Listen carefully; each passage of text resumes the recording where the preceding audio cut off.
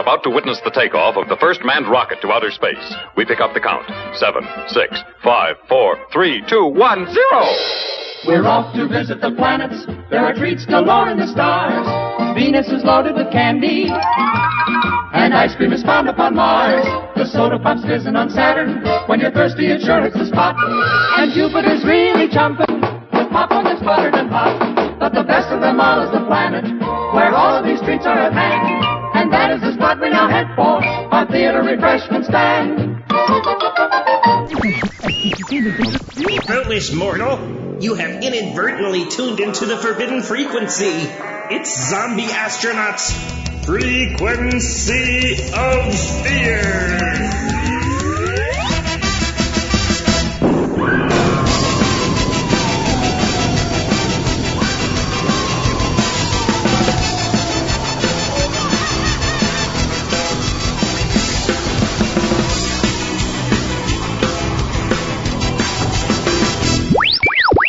Welcome, fellow astronauts, to the Zombie Astronaut's Frequency of Fear. I'm your host, the Zombie Astronaut. In this episode, I mean to say that we're going to... I'm sorry, I can't do this today. I really can't do this. I think I'm gonna go see a movie.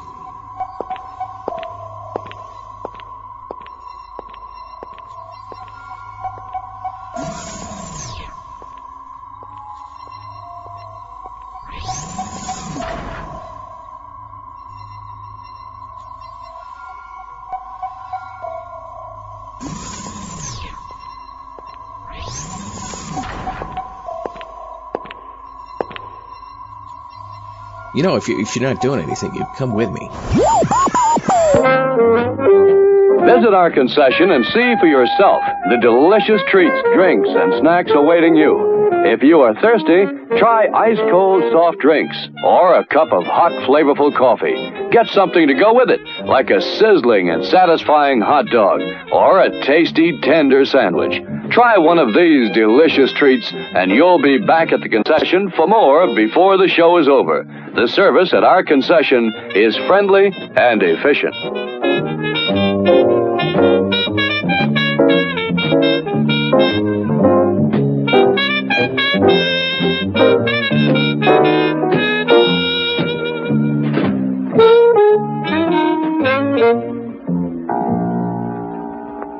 You shall pay, Black Prince. I curse you with my name. You shall be Blackula. Blackula, the Black Avenger, rising from his tomb to fill the night with horror.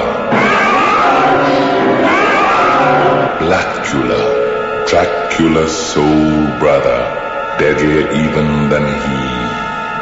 Blackula, he thirsts for your blood, he hungers for your soul, more horrifying than Dracula. The Black Avenger, Blackula, an American international release, rated PG, parental guidance suggested. 2 tickets, please. I don't know if you've ever been here before, but this is the Lux Radio Drive-In Theater.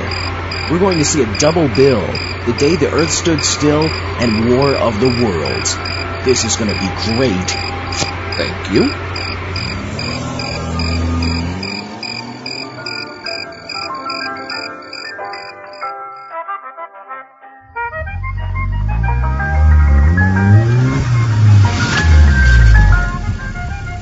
Looks like we got here just in time for the previews. I love the previews.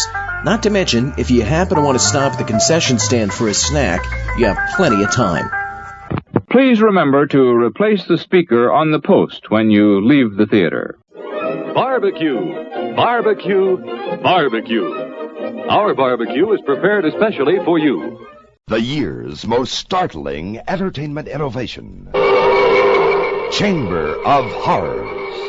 A motion picture with many scenes so terrifying, a built-in audio-visual warning system has been devised. The Fear Flasher. At the start of certain scenes that many may consider too shocking, a red light will begin its signal on the screen to alert you to the terror ahead. The Horror Horn. At the same time, the horror horn will sound the alarm. Precisely at this instant, shut your eyes and hold your ears.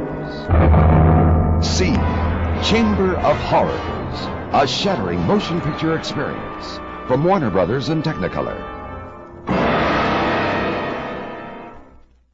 It's 5 minutes till showtime. Gentlemen, save your battery and your disposition. When it rains, you can still enjoy the movie with a Drizzle Guard rain visor. Simply press suction cups to the windshield as shown in the detail on your instruction sheet. Drizzle Guards are on sale now at the concession stand, and remember, they are reusable.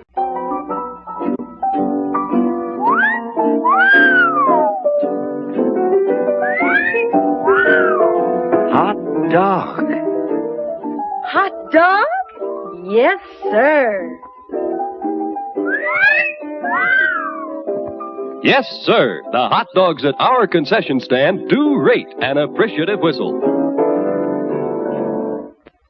You like our pizza pies, made from a famous Italian recipe. They're waiting for you at the concession stand. I eat popcorn. Everybody eats popcorn. She tastes real nice. Get yourself some now at our refreshment stand. It's 4 minutes till showtime.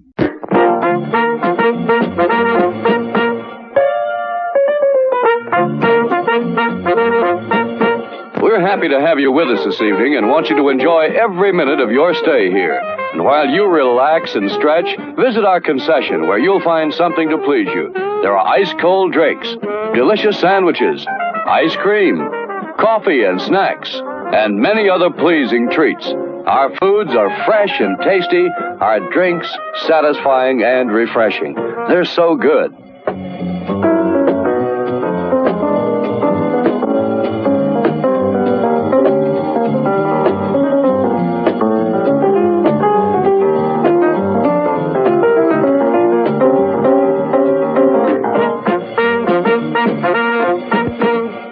It's 3 minutes till showtime. Evil will have its finest hour when the grave opens and Count Yorga returns to walk among the living. Wouldn't it be something if vampires did exist? They do.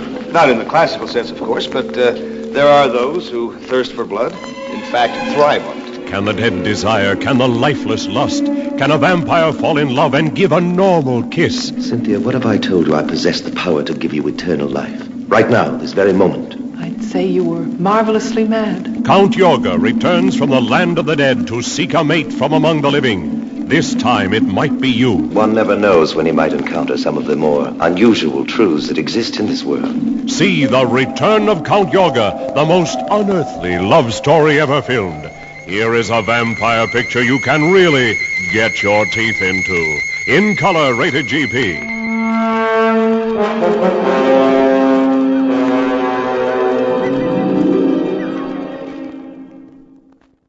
It's 2 minutes till showtime. What's to eat? What's to drink? Good food galore. Quick as a wink. Ice cream bars. It's the handy way to enjoy smooth, rich, creamy ice cream. Get some.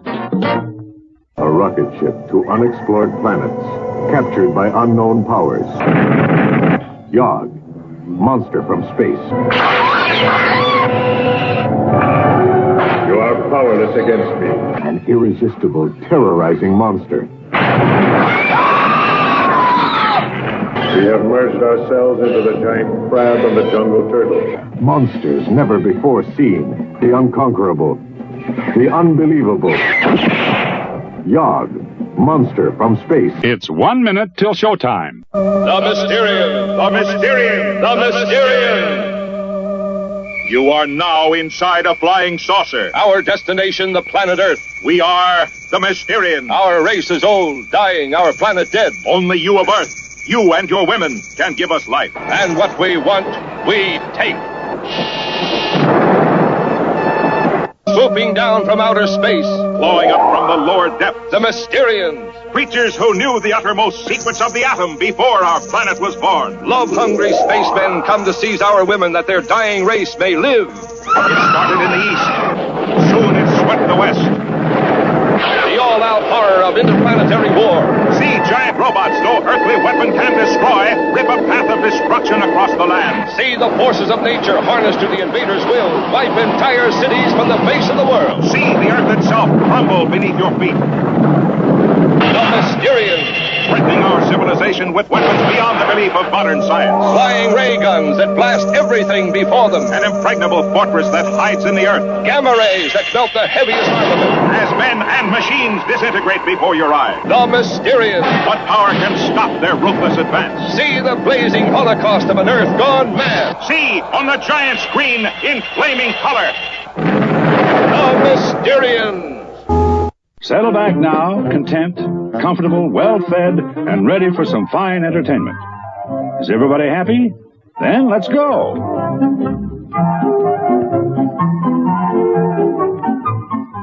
It's showtime.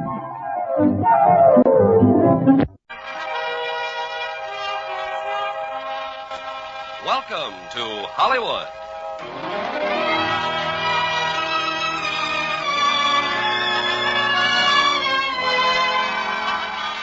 The Armed Forces Radio and Television Service brings you the Hollywood Radio Theater, starring Dana Andrews and Pat Crowley in War of the Worlds. Ladies and gentlemen, your producer, Mr. Irving Cummings. Greetings from Hollywood, ladies and gentlemen. Tonight we are going to take a look into the possible frightening future, as though the present weren't bad enough, and see what might happen if our Earth were invaded by another planet. It's George Pal's production for Paramount, War of the Worlds. And our stars are Dana Andrews and Pat Crowley. Now Act One of War of the Worlds, starring Dana Andrews as Clayton and Pat Crowley as Sylvia.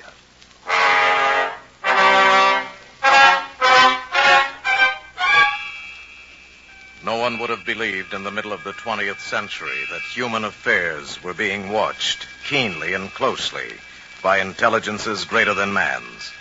Yet across the gulf of space on the planet Mars, intellects vast and cool and unsympathetic regarded our Earth with envious eyes, slowly and surely drawing their plans against us. Mars is more than 140 million miles from the sun, and for centuries it has been in the last stages of exhaustion. The inhabitants of this dying planet looked across space with instruments and intelligences of which we have scarcely dreamed, searching for another world to which they could migrate. Their nearest world was giant Jupiter, where the atmospheric pressure is thousands of pounds to the square inch. They could not go there. Nor to Saturn, nor to Pluto, planets encased in eternal ice. They could not go to Neptune or Uranus, twin worlds in eternal night, and surrounded by unbreathable atmospheres of methane gas and ammonia vapor. They could not go to Mercury. Its temperature is that of molten lead. Of all the worlds that the intelligences on Mars could see and study, only our own warm Earth was green with vegetation, bright with water, and possessed a cloudy atmosphere eloquent of fertility. It did not occur to mankind that a swift fate may be hanging over us, that it would come at the time of our nearest approach to the orbit of Mars, that it would begin in or over the mountains northeast of Los Angeles, California, on a pleasant summer evening.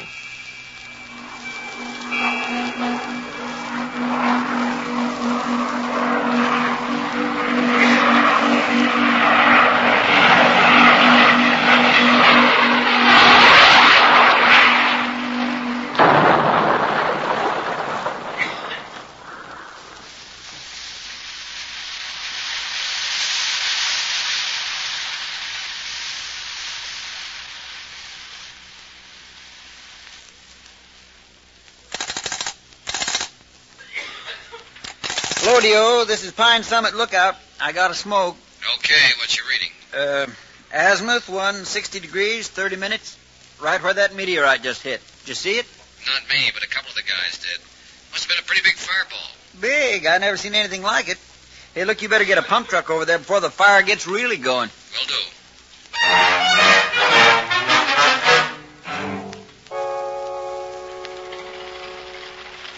Truck number 3 to D.O. Number 3 to D.O. D.O. to number 3. How you coming? Still pumping water on the fire, but it's under control. Unless this meteorite heats things up again. Over. You mean it's still red hot? Over. Red hot is right. And as big as a barn. Over. Were you kidding? I said big as a barn. Mac, I think somebody ought to take a look at it. Might be something for those astronomers down at Palomar. Over. Maybe there's some guys even closer. The station at Pine Summit reported there were a couple of fellas camping up there. Said they were scientists. Yeah? What kind? You don't want any butterfly experts or lizard specialists. Over. I got you. Stand by and I'll check Pine Summit.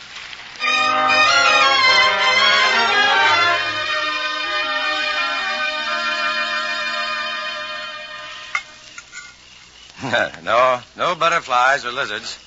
Just brook trout, yes. I'm chief fry cook. Mm-hmm. They sure smell good, don't they? There's plenty if you'd like to join us. I'd like to, but I got to get back to Lookout. What I really meant was, didn't you two tell me you were scientists from Pacific Tech? Mm-hmm. Dr. Bill DeBeck is one of the country's top biochemists. Then he wouldn't know about meteors.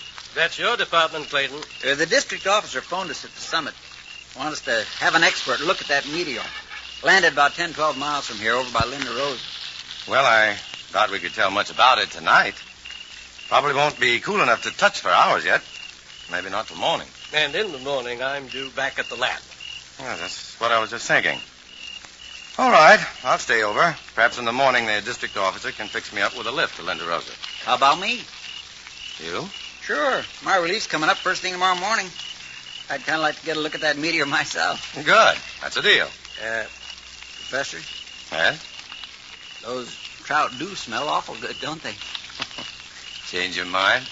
Yeah. My wife always said my strongest point's my weakness.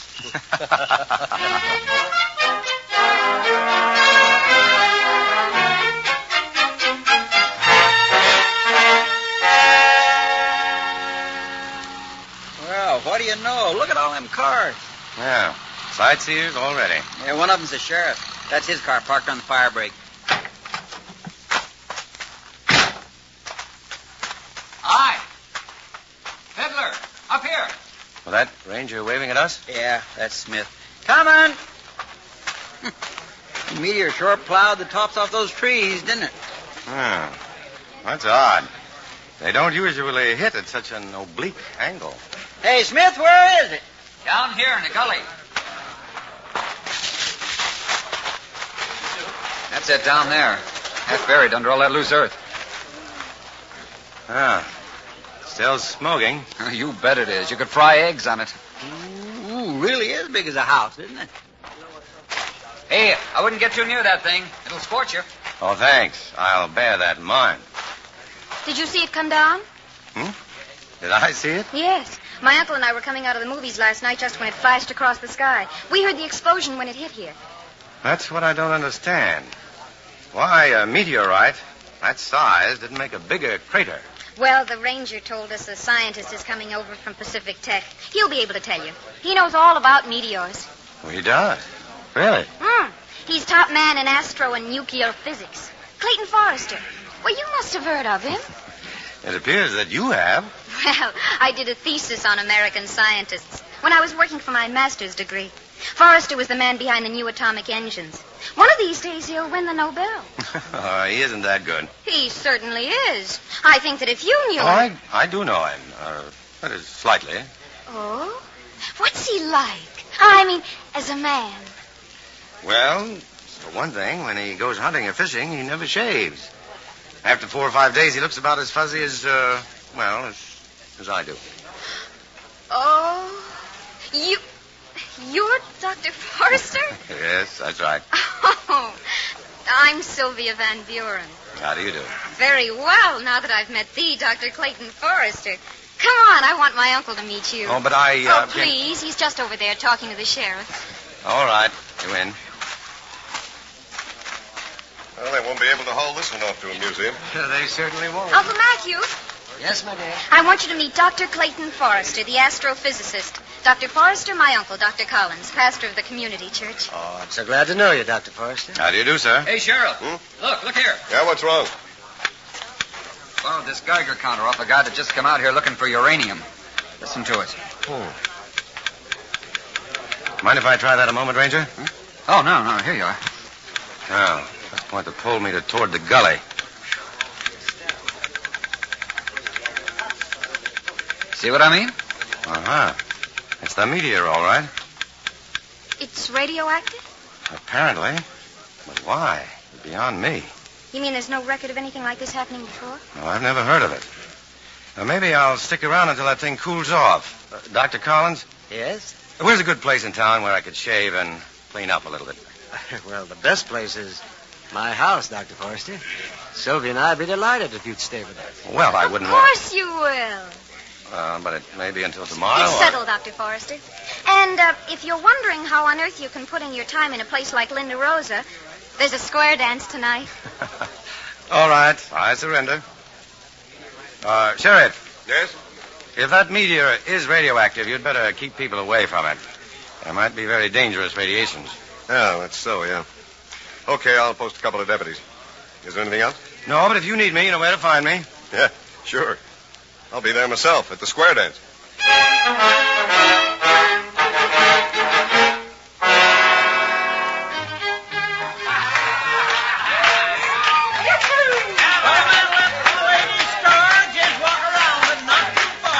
Having fun, Dr. Forrester? Sure. You know, dancing is something I don't get much time for. Why, you should make time. Don't your girlfriends like to dance? I don't have much time for them either, I'm afraid. Dr. Forrester. Oh, evening, Sheriff. I was just talking by radio phone to one of my deputies out at the meteor. He says it's pretty well cooled off. Good. Then we'll look at it again in the morning. All right. I'll call my deputies back and tell them to come on in. No tourists out there at this time of night. And Saturday night is Saturday night, you know.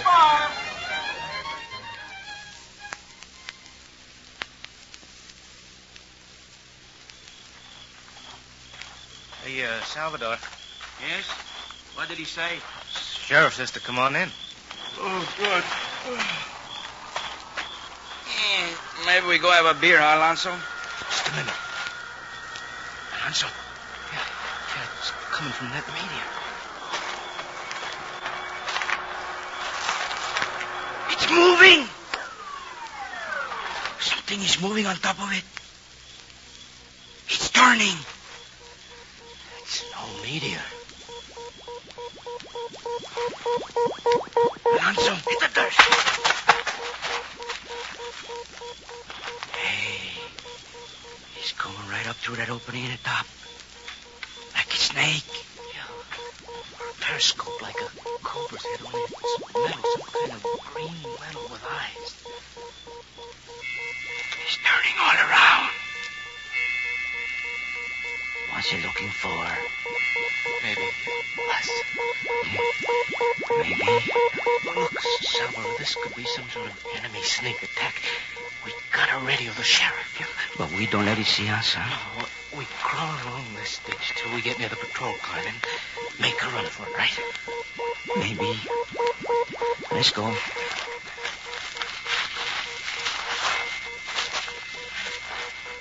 Shh, quiet. It sees us. Run! We gotta run!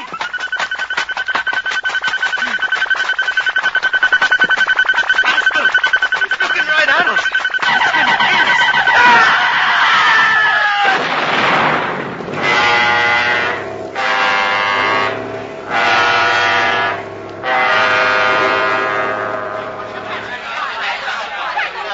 Hey, the lights. Who turned off those lights? Now, wait, don't get panicky, folks. Sylvia. Dr. Forrester. Yes, Uncle Matthew. Over here, Dr. Collins. Good. There's nothing to be alarmed about. You know, at midnight they always play Goodnight Ladies and turn out the lights. I think they're just ahead of time. Well, let's check our watches. Let's strike a match. Let's see, I have 11:20. No, my watch has stopped. Well, that's strange. So's mine. Dr. Forrester? Yeah? Mine, too. Well, there's only one explanation. All our watches must have been magnetized. But how? Here we are, folks. Here's candles for everybody. Light them up. Oh, Sheriff. Yeah? Do you happen to have a pocket compass? Pocket compass? Sure. May I see it, please? Yeah, right here. All right, now what? Well, let's look at it. I'll be hanged, but that needle isn't pointing north. No, it isn't. It's pointing almost due west. Right to where that meteor came down. Sheriff? Hey, where's the sheriff? Yes, what is it, Fiddler? Oh, hey, come take a look outside. There's a big fire out in the hills. Is it west of town? Yeah, due west. The reddest looking blaze I ever saw. Sheriff, I hope your car is outside. It sure is. Come on.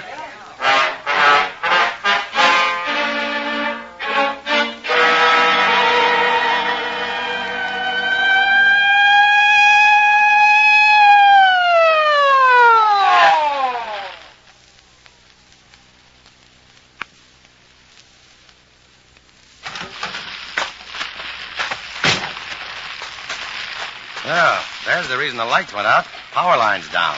Yeah. It's funny. Alonzo and Salvador were going to go back into town, but there's their car right over there. And they must still be around. Yeah. Alonzo! Salvador! Sheriff, turn your flashlight over there, along that ditch. Where? Right over there. Those two white mounds in the ditch. Are those ashes or... Good Lord. Oh. Nothing left but the outlines.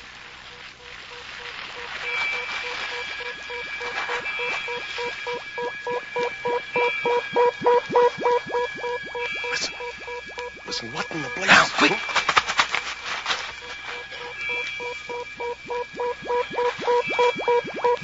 Did you see it? Yes. It's fantastic. Oh, look, we've got to get word back to town. There's a transmitter in my car.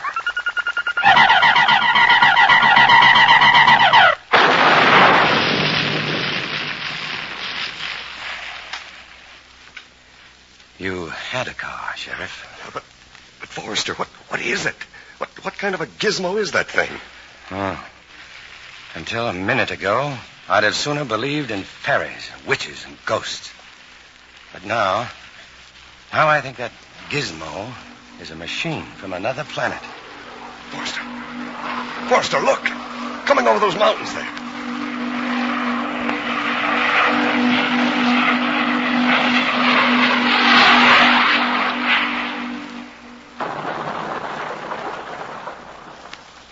A second meteor, just like the first.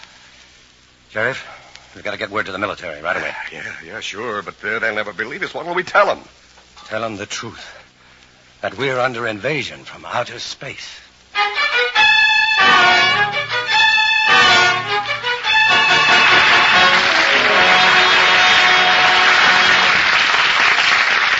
have Act 2 of War of the Worlds in a moment. You know, our servicemen overseas have a wonderful opportunity to observe new customs and traditions. They find, too, that these ideas of other people aren't so strange after all. Take, for example, the foods that people eat or don't eat. Among many people, the eating of beef or pork is absolutely taboo. Among others, any flesh may be eaten, except that from animals with cloved hooves. Some groups will eat fish only if they have scales. Everybody has his favorite food, too.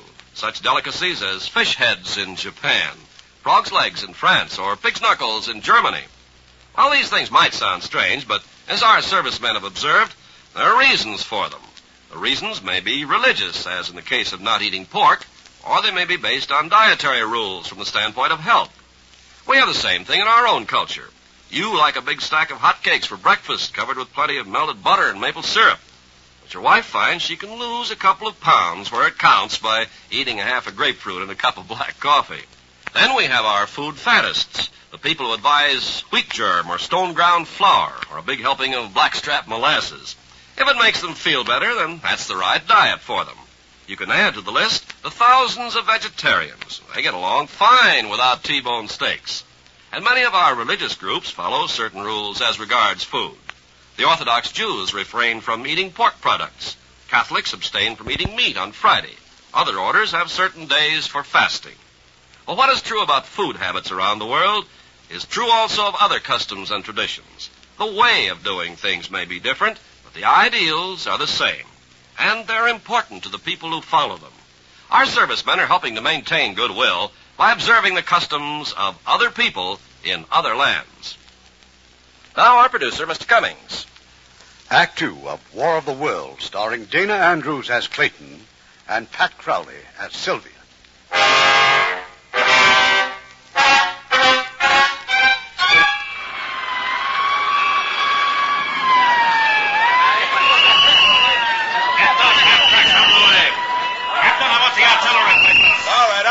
On the double there. Hey, here come the tanks. I send the area under the control of the United States Marines from El Toro Base. Colonel Ralph Hefner, commanding. The gully where the machine landed is almost surrounded, and... Oh, there's the man we want to hear from.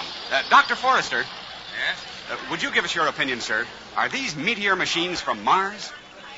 Well, certainly from some planet other than our own. Directly into the microphone, please, Doctor. Well, if they are Martians, I'm sure the creatures that operate these machines must be quite uncomfortable in our heavier air and with the Earth's much stronger gravitational pull. What do you think they look like, sir? That's anybody's guess. We do know from animal evolution on this planet that it's possible they may have more than one brain, perhaps two or even more. And possibly they may even smell colors. Smell color? Well, that's speculation, of course. Forrester. Yes? Colonel wants you in the command post. Oh, coming. You'll excuse me, please. Certainly, sir. Ladies and gentlemen, that was Dr. Clayton Forrester, head of astrophysics at Pacific Tech.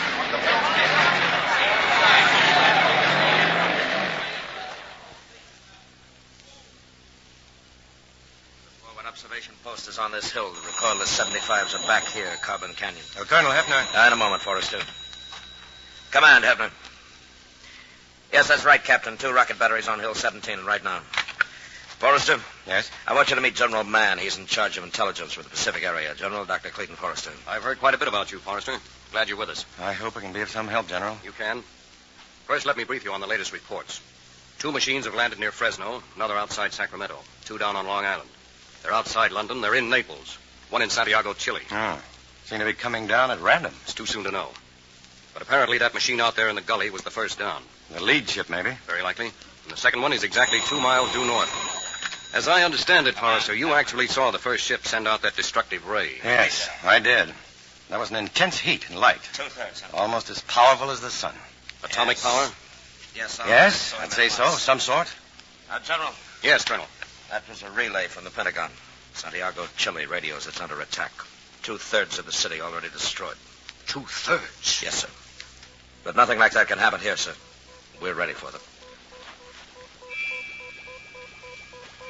Listen. Is that it? Yes. Let's get to the observation post now. Lights out! Cut all lights! Lights off! Lights off! Lights! Lights! Keep your head down, General. Now focus your field glasses between these sandbags. Yes. You see the gully? There's a greenish light glowing over it. Wait. Something's rising. Like a periscope? Yes. And beneath that, a greenish machine, almost round. Just floating there in the air without propellers or jets. It must be supported by some sort of rays. Probably a kind of magnetic flux. They must be keeping the opposing poles in balance, and that lifts the machine. There's a second machine. And a third. Dr. Forrester! Dr. Forrester! Miss Van Buren, what are you doing? Uncle Matthew insisted on coming, and I wouldn't let him by himself. Dr. Forrester, you've got to talk to him. Miss Van Buren? Please. You've got to stop him.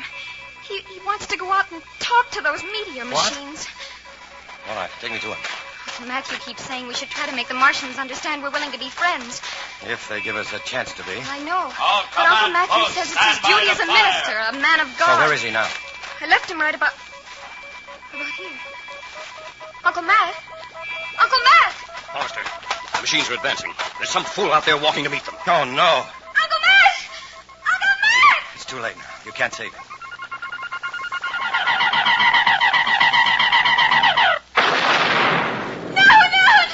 Artillery batteries, fire! Rocket batteries, fire!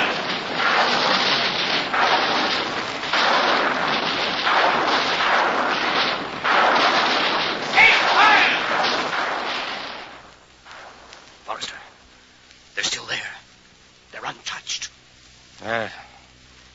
put up some sort of electromagnetic covering, a transparent dome that stops the shell.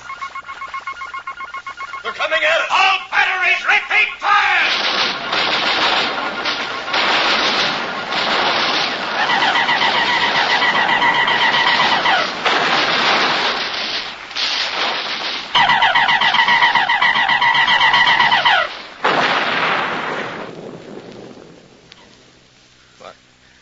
It's impossible. One moment I got heavy artillery, tanks, and rockets, whole batteries of 105s, and then that ray hits them, and there's nothing. Nothing. Just a puff of ashes. Well, now we know why 2/3 of Santiago was destroyed. Why? But not how. I think I know, General. That heat ray neutralizes the mesons. Mesons are the atomic glue which holds all matter together. They're cut across their lines of magnetic force, and any object will simply cease to exist. Uh-huh. And just how do we defend ourselves against it? Not with shells and high explosives, I can tell you that. Take my word for it, General. You'd better talk to Washington about uranium and hydrogen bombs. Here they come. Here they come. Come on, let's get out of here. Everybody out! All commands pull back north of Highway 60, Tunnel Bunker! Come on, hurry it up! Everybody out!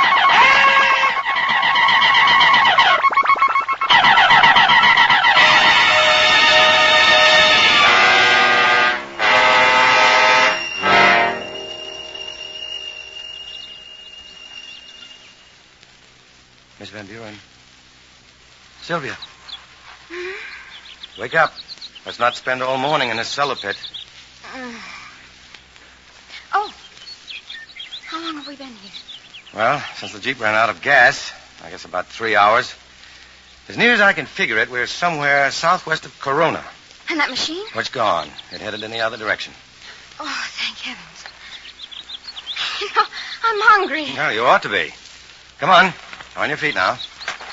There's a farmhouse across that field. Looks like the people took off in a big hurry. But maybe they left some food. Look, over the mountains. Yeah. A good old Air Force. They found one of the machines.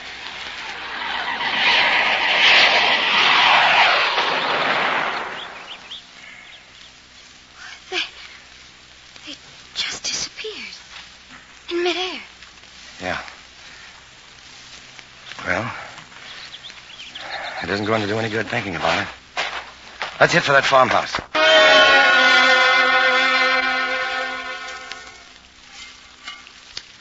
Uh-huh. There are times when there's nothing so beautiful, so soul-satisfying as bacon and eggs. And the people who lived here were so thoughtful to leave us some. Where's your plate? Right here.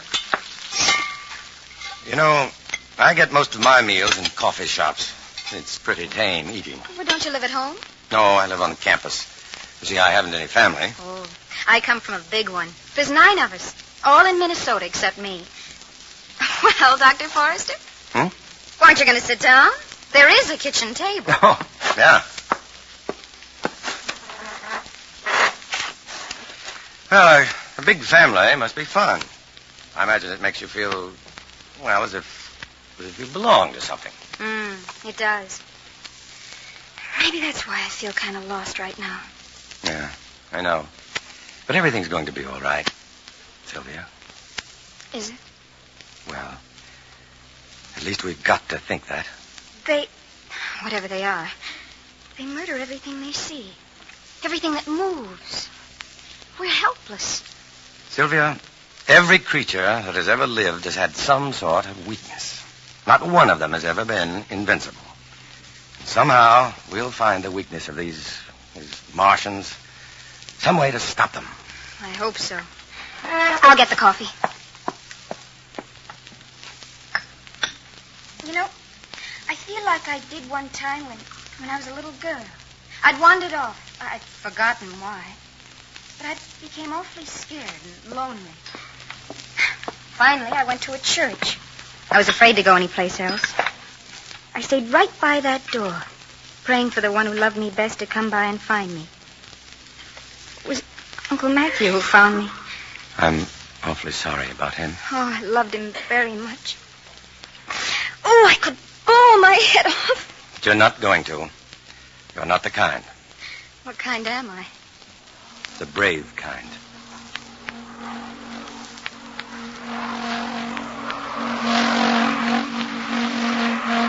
Clayton! Get down, on the floor.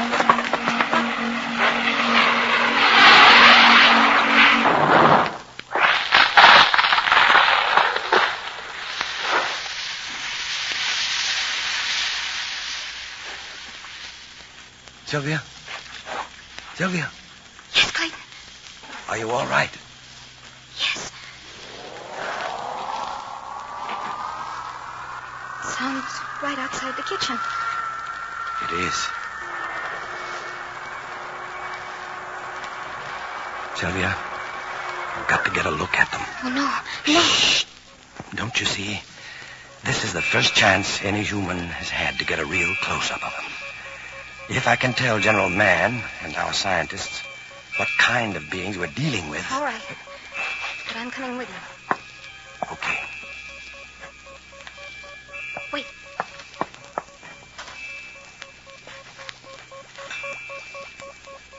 Take this. What good is a carving knife? Maybe none, but take it. In the front room, come on.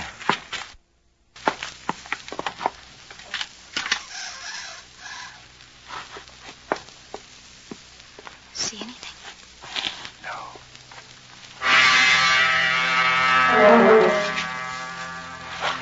Clayton, there's something behind me. Something touching my left shoulder. I see it. Don't move. The knife. Don't move.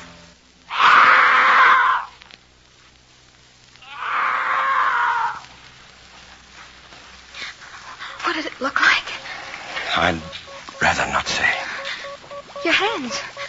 What's that on your hands? Blood. Martian blood. Sylvia.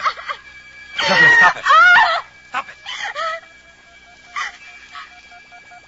Clayton! Come on, run for it.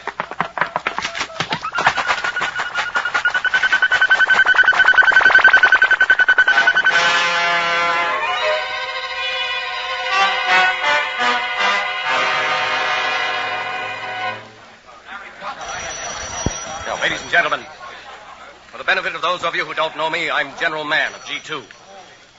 I've asked you here because we desperately need the knowledge and skill of each one of you. Physicists, scientists, representatives of the 6th Army Command, the Marine Corps, Navy, Air Force, the heads of our law enforcement agencies, the Civil Defense and Red Cross units. The Secretary of Defense in Washington has instructed me to give the whole picture of what has happened and what lies before us. Let us through. I'd like to see General Mann. Let us through, please, let us through. What's all that commotion? Major, see what that is. Yes, sir. General Mann. General. Yes, Dr. Bilderberg. That man is one of my colleagues, Dr. Clayton Forrester. Forrester? We thought he'd been killed. Let them through. Let them through. Forrester. Miss Van Buren, we gave you up 24 hours ago. You almost had reason to, General. Yes, the Martians tried to take us alive. What? This morning, just outside of Corona. We managed to get away. We found an abandoned truck and drove to Pacific Tech. They told us you were here. Oh, by any chance, is Dr. Lucille Dupre in this room? Right here, Forrest. Oh, good. Dr. Dupre, I want you to analyze the stain on this cloth. I suggest that you leave for the laboratory right away. What kind of stain is it, Forrester? The blood of a Martian. Forrester, I want a complete report of your experience. First, I think you ought to hear what I was about to say. By all means, sir. Ladies and gentlemen, this is the latest radio message from the Department of Defense. To General Mann, Command Post Xenophon, Los Angeles. Scandinavia presumed now in enemy control. All communications from Sweden, Norway, and Denmark blacked out. Paris now under attack. French cabinet is transferred to Strasbourg. Madrid totally destroyed. Rome, no further word, blacked out. London blacked out. Buenos Aires blacked out. Philadelphia blacked out. New Orleans blacked out. General Mann? Yes. I've heard enough to convince me. Enough, I'm sure, to convince every physicist in this room. We must answer the enemy with our final weapon. I was just coming to that, Forrester. By order of the Secretary of Defense and authorized by the President of the United States, the city of Los Angeles is to be defended by full atomic force. 3 hours from now, this afternoon at 1600 hours, the Flying Wing will drop the newest and most deadly bomb ever built, a thermonuclear bomb of octuple power. In 3 hours, we shall know its effectiveness. And possibly the fate of mankind.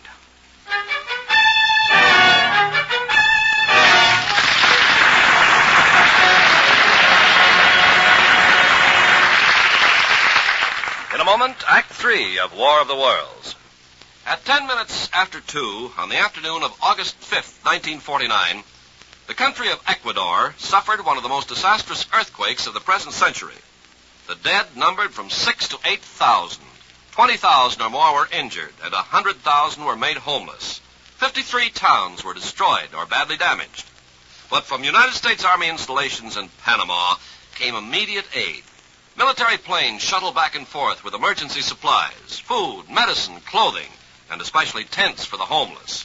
Besides material things, doctors, nurses, and engineers volunteered from far and near to give their own hands in the work of saving lives. The warm-heartedness of these angels in uniform is remembered in Ecuador as a bright light in its darkest hour. Such acts as these, by you and your friends today, are shaping our world of tomorrow. We pause now for station identification.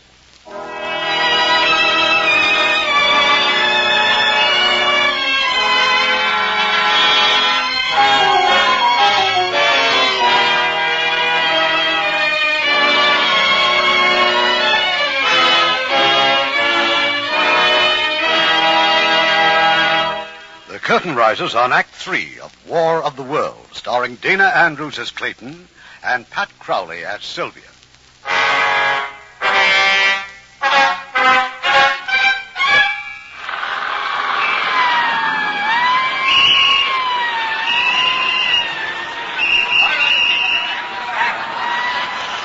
This report is being recorded on tape for future history. If there is to be any future history.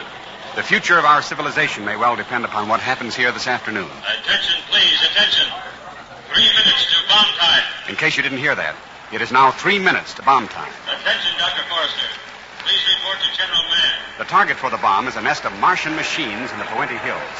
We are approximately 6 miles from the target. There is, however, a forward observation post which has the Martians clearly in sight and which will report back to this base by telephone.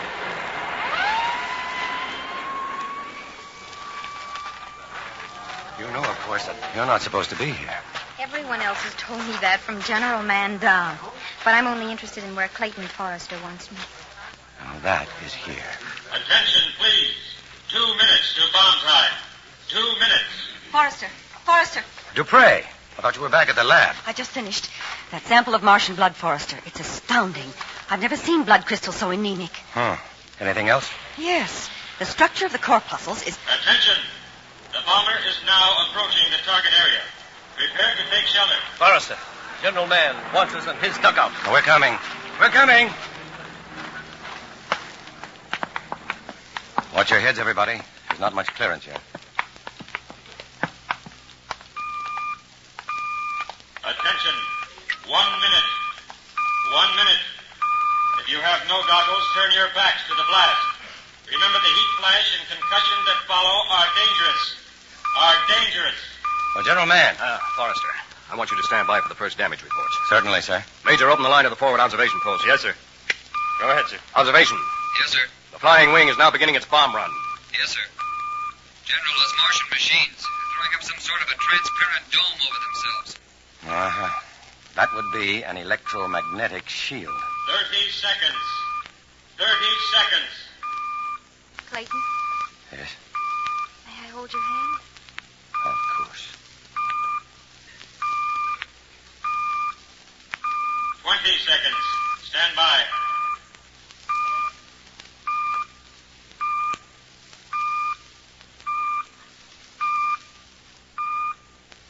Seconds.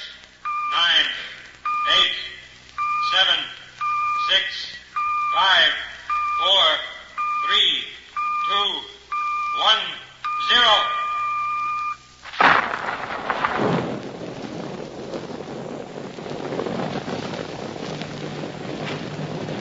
Attention! Prepare for heat wave and high velocity winds. Observation. Can you see anything? Not yet, sir. An awful lot of smoke.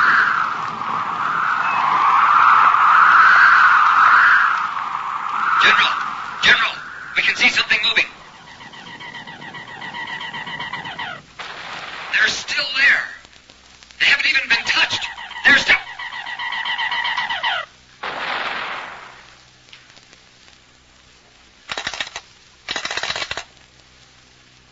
Observation. Come in. Observation, come in. Well, now we know the worst. We may not be through yet, General. No, there's still a chance. A forlorn hope, maybe, that our scientists can search out some weakness in these Martians. Yes. Perhaps biologically. That anemic blood.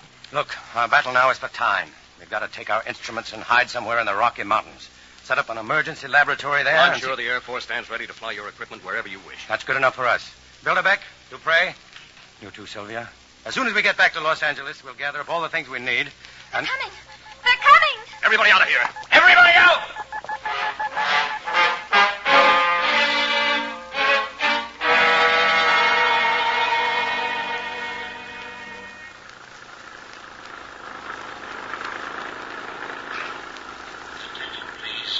Attention. This is an official order of the 6th Army Command. Evacuate your homes at once. Take food and water and extra clothing with you.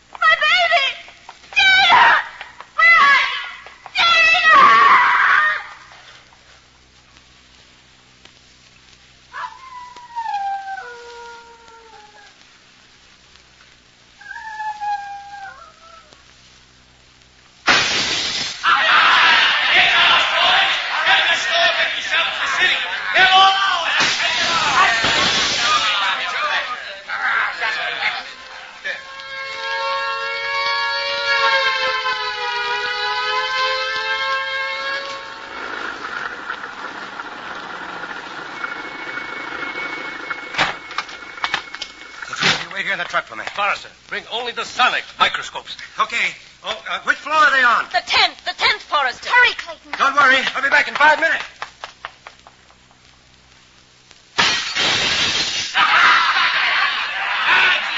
Those men, they're losing. Boys, there's a truck. That's what we need. Stop the engine. Stop the engine. But Clayton! We'll come back for him. Start it. Out of here. No. Come on, get out.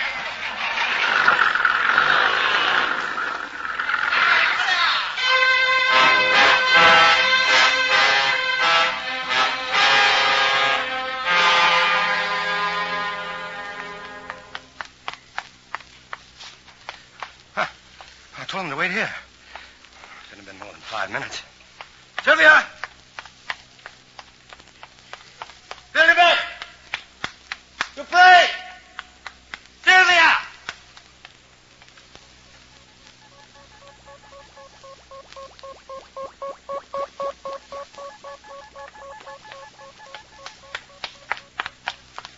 Sylvia! Bilderbeck! They went off and left you too, eh? No. Something must have happened. They'll be back. Well, they were in a yellow truck. That was the truck. Sir, I'll give you $1,000. Huh? For what? Your place in that truck. Listen, I said there 2,000. Look, I don't want anything from you. 5,000. I'm rich. got it right here. My wife, servants, everybody. They all ran off and left me. But you can have any amount you... No, I'm sorry. Money's no good now. 10,000, sir. 10,000. Sylvia! Dupre! 50,000. Billybeck! 100. Everything I got. Everything.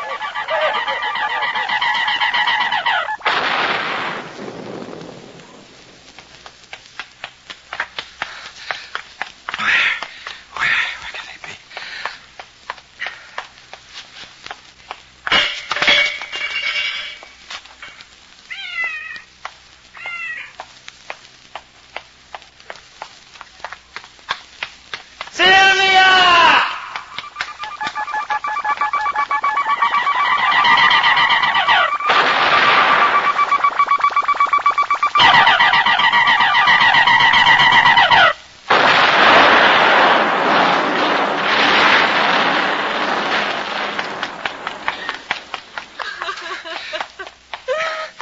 Oh, ma'am, I'm looking for a girl. Tall, dark girl. She was driving a yellow truck and... Oh, I'm sorry, ma'am, but she's lost. She's probably very frightened. Lost. She said the last time she was lost. When she was so frightened. Maybe that's where she went. A church.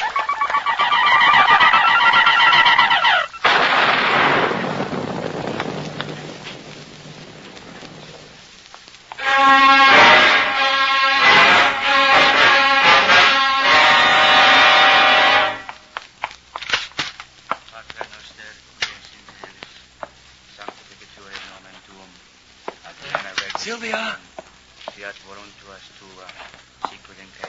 Sylvia!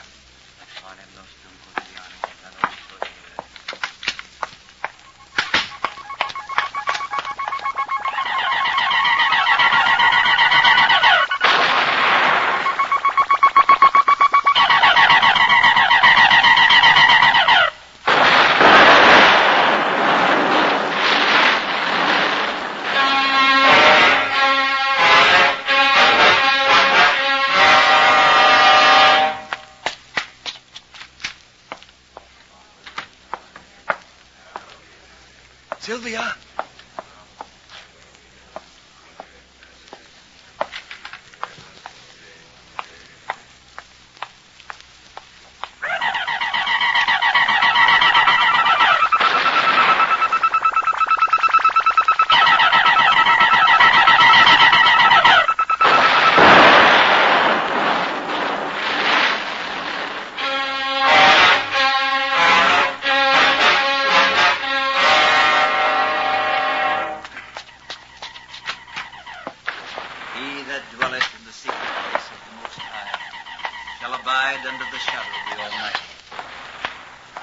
Sylvia! He is my refuge and my fortress. Sylvia! Clayton! In him will I trust. Surely he shall deliver Let me thee through. from the snare of the Let fowler. me through, please. Dearest. Oh, my dearest. Darling. Shall cover thee with The mob.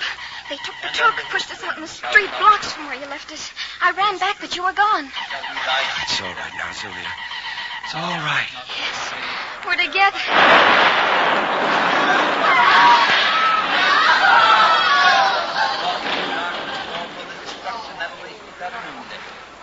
A 1,000 shall fall at thy side, and 10,000 at thy right hand. But it shall not come nigh thee. Only with thine eyes shalt thou behold and see the reward. Because thou hast made the Lord, which is my refuge, even the Most High thy habitation. Yeah. There shall no evil befall thee. Something's happening to that Neither machine. shall any plague come nigh thy dwelling. Come on. For he shall give his angels charge over thee to keep thee in all thy ways.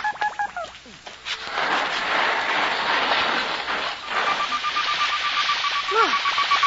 There in the street, that body. Yeah. That's one of them. They're dying. They're dying everywhere.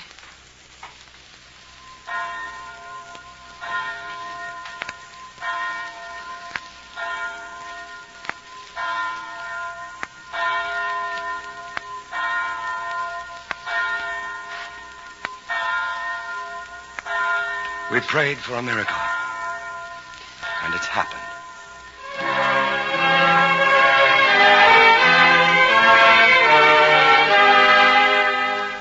All over the world, in London, in Paris, in Rome, Rio de Janeiro, Melbourne, New York, and San Francisco, the terrible invasion began to collapse. The Martians had no resistance to the bacteria in our atmosphere, to which we have long since become immune. Once they had breathed our air, germs which no longer affect us began to kill them. The end came swiftly. After all that men could do had failed, the Martians were destroyed and mankind saved by the littlest thing which God, in his wisdom, had put upon this earth.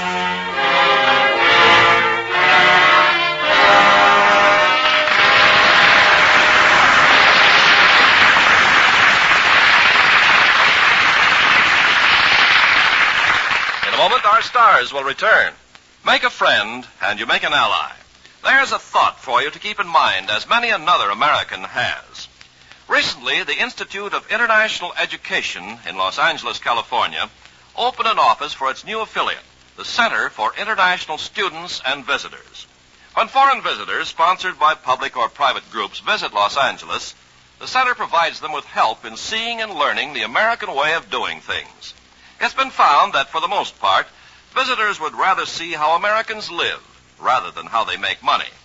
Within a recent 2-month period, the center was host in one way or another to a Finnish publisher, a French director of police, a Malayan journalist, a United Nations delegate from India, a director of education from Iceland, a German lawyer, a Korean editor, and an Austrian composer.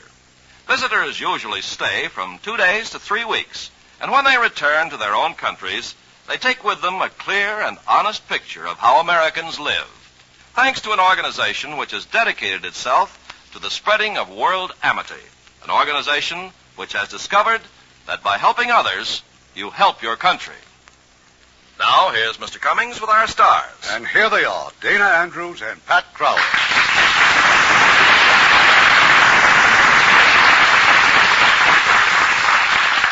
Dana, how do you feel about planetary invasion? Well, Irving, if I have a choice, I'd rather we invaded them. And now, how about next week's play, Irving? Well, next week, it's an entirely different type of adventure, Dana. One of our 20 greats. A story of the search for gold by a trio of fascinating characters. And it's filled with suspense right up to the unexpected climax. It's Warner Brothers, The Treasure of Sierra Madre. And as our stars will be Edmund O'Brien and Walter Brennan. Oh, I'll have to listen to that, Irving. Good night. Good night. You are both great. This is the United States Armed Forces Radio and Television Service.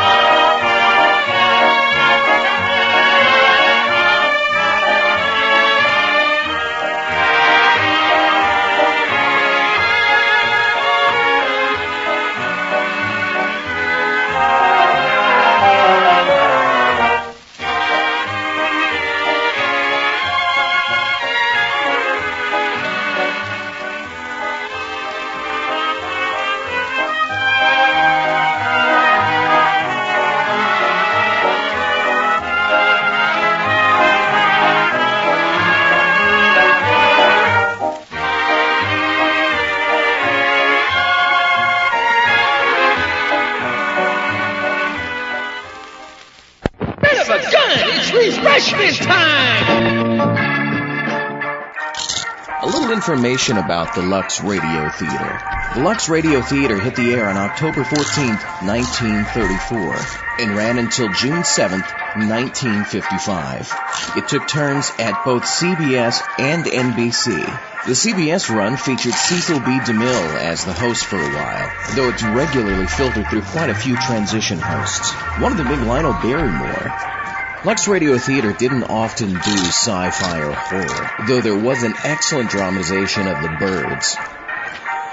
I see you're enjoying those nachos. I can tell by how much of it is on the front seat now. I'll leave you alone with that. I'm gonna go get some coffee.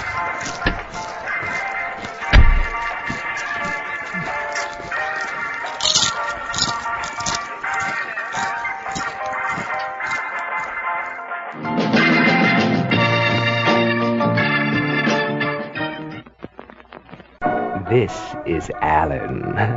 He's such a dear boy. Oh, this is Jeffy. He's so full of fun. Oh, this is Anya. Isn't she just the sweetest thing? And this is their new friend, Smedley. They're giving him a party. It's his coming out party. Oh, the children are having such fun. They're laughing and laughing. And it all began here, one foggy winter's evening. 1971. Oh. He ought to be ripe. It's party time. It's the shank of the evening. My friend Orville and I are having cocktails in 10 minutes at my island cottage. Alan, you're not really going to take that thing back to the cottage. Oh, yes, they had such a wonderful time. They laughed and laughed and laughed. That is, until Orville's friends dropped in. Then they screamed and screamed and screamed.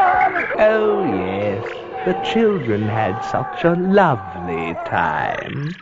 It's too bad nobody ever told them children shouldn't play with dead things.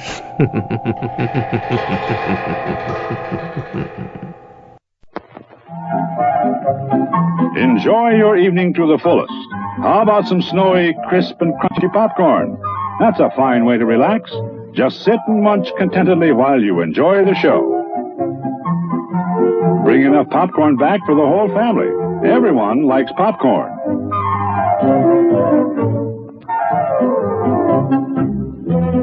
And now, Mom and Dad want a cup of good, satisfying coffee. That's the kind we serve, full of flavor and satisfaction.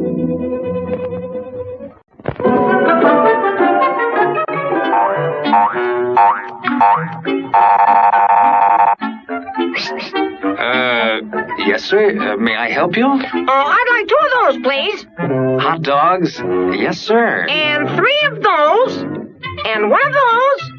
And 5 bars of these. And a cup of that nice hot liquid. Coffee.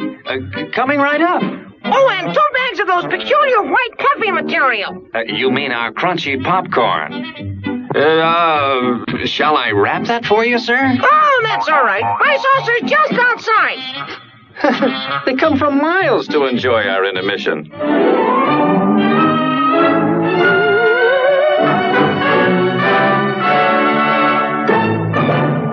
Greetings. This is Taliesin TTLG from Taliesin Meets the Vampires, invading the frequency of fear to give you a rundown of my top 3 vampire babes. A word of caution. Top 3s by their nature are subjective, but this top 3 is especially so. It is difficult to choose in a genre that seems obsessed by bosomy maidens flouncing around in diaphanous nightgowns. Then again, it's a dirty job, but someone's got to do it.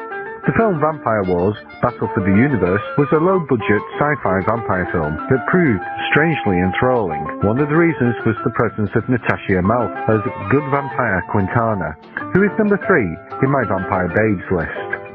Mouth proved to be a beautiful vampire, but as I'm desperately trying not to be too shallow, her character was fascinating and well-drawn also.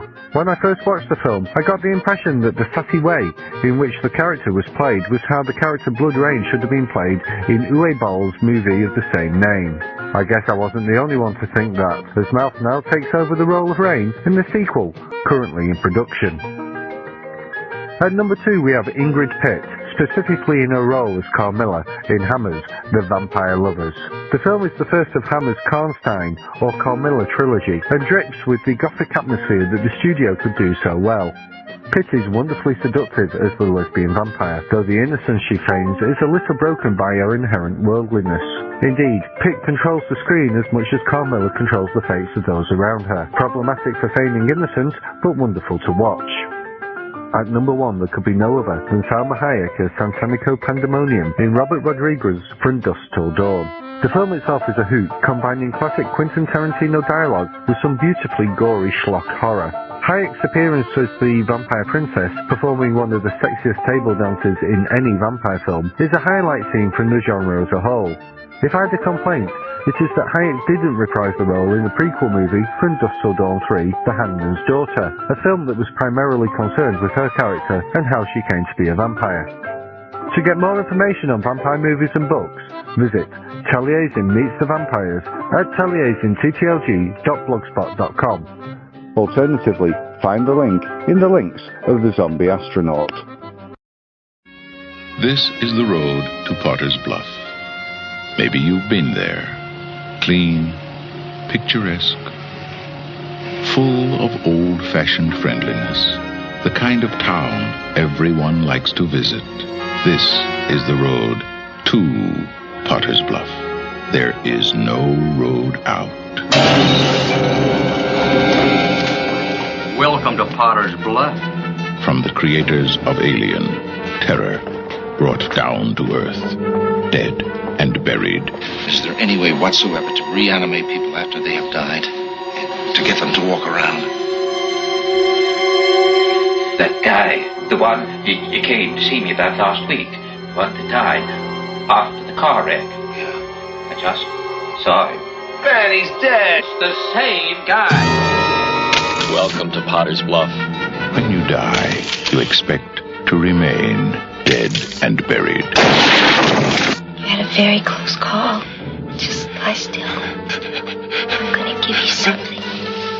It's gonna make you feel even better.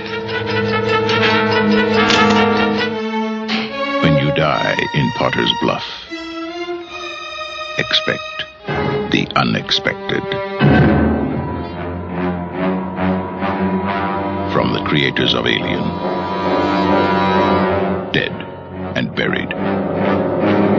It will take your breath away. All of it. Dead and buried.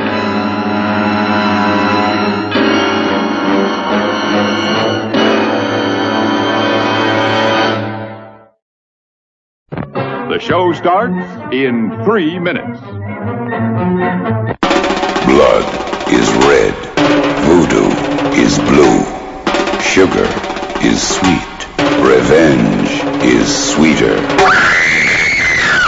Meet Sugar Hill. Not a place, but a brand new face. The foxiest, sexiest, deadliest chick in town. The mob took Sugar's man away, and now she's gonna make them pay. I want them dead. With a voodoo priestess called Mama Matres, and Baron Samedi, too, and an army of undead behind her. There's nothing that Sugar can't do. The mob has never seen anything like Sugar Hill and her zombie hitmen. Sugar Hill from American International, rated PG. Parental guidance suggested.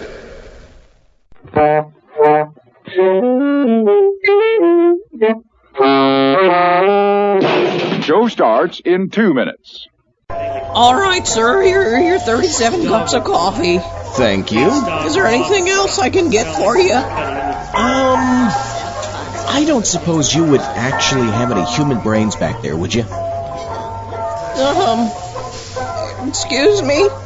Ooh, never mind. The movie's about to start. Thanks anyway.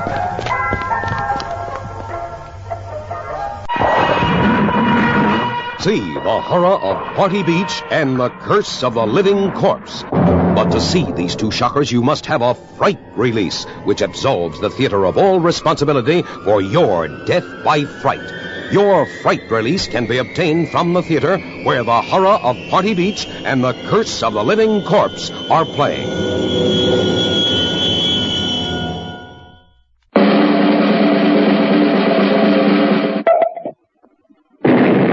show starts in 1 minute. Men, there's a drive-in movie full of juicy people. Wow! It's a trap! Help! It's Pick! We've had it, men. A pleasant aroma for you, but not for mosquitoes. Pick is easy to use. Light it and forget it. Pick's aroma keeps mosquitoes, gnats, and sandflies away.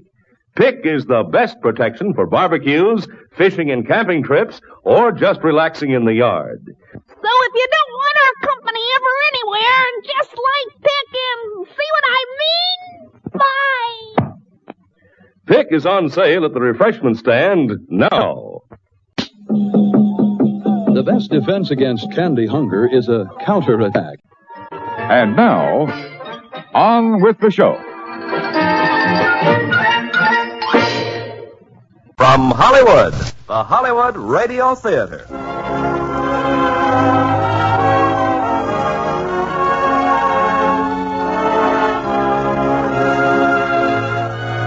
Starring Michael Rennie and Gene Peters in The Day the Earth Stood Still. Ladies and gentlemen, your producer, Mr. Irving Cummings. Greetings from Hollywood, ladies and gentlemen. There is an ever-present question that has puzzled and intrigued our world for centuries. Is there life on any of the other planets? So in tonight's play, we will tell you of a possible momentous event in our future. The arrival of on this planet, of a man from the outer space. The day the Earth stood still. And as our stars of this provocative drama from 20th Century Fox, we have one of their fastest rising stars, Michael Rennie, co-starring with that outstanding actress, Gene Peters. Now, Act One of The Day the Earth Stood Still, starring Michael Rennie as Klaatu and Gene Peters as Helen Benson.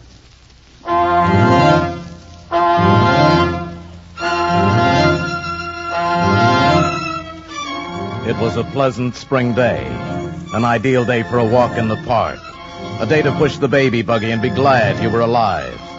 There'd been at least 20 such sparkling days that spring, and perhaps a billion or more of them since the Earth began. And nothing had ever happened to spoil them but a few small fires, or a slight head cold in the evening, or a rain squall. This spring day, in the middle of the marvelous 20th century, was different. It was the most different day that had happened to mankind since the first Christmas. The thing was noticed in Hong Kong first on the British radar. But that's impossible. That thing must be doing about 4,000. That can't be aircraft, sir. Must be a buzzball. Better give an alarm. Keep it steady, though. Maybe faulty equipment. If the British radar in Hong Kong was faulty, so was the radar all over the Orient and Asia and Europe. So were the announcers on the radio. This is Moscow. This is Calcutta, India. This is Radio Luxembourg. The American radar screen quickly confirmed the fact that there was nothing wrong with the British radar, and that there was something very gravely wrong 40 miles out in space, far above the Earth. Luckton at Ferris to Baker. I have an object at 200,000 feet, 4000 miles an hour. Then it was here. Incredibly, it was here. Burning down through the sky over Washington, D.C., hovering over the mall. Descending. They're here! They're here!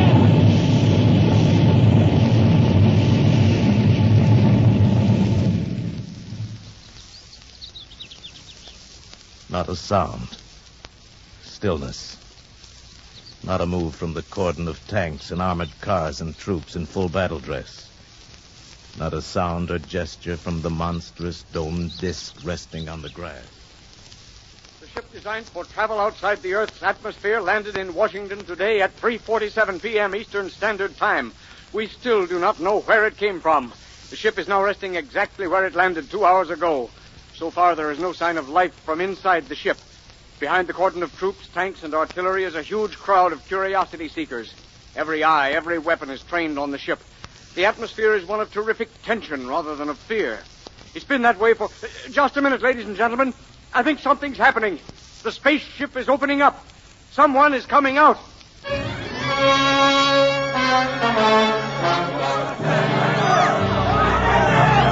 Keep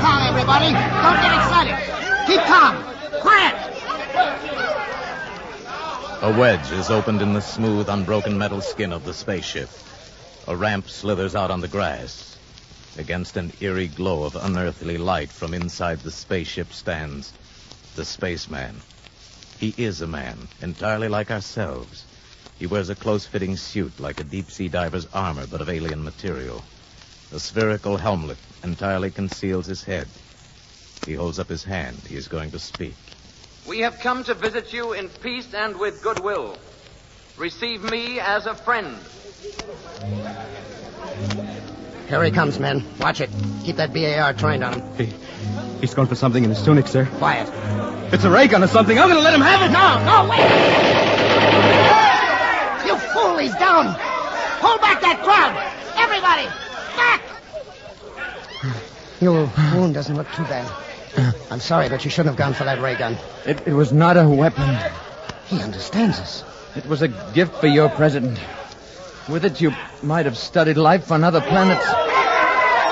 What's bothering the crowd, Lieutenant? Tell him to... Oh, no. Oh, no. A nightmare stands on the ramp leading out of the spaceship. A mechanical giant, monstrous, all metal and menace, with a visor in his helmet lifting slowly, revealing a dreadful light boiling within that metal head. And suddenly, out of that incandescence, a narrow ray.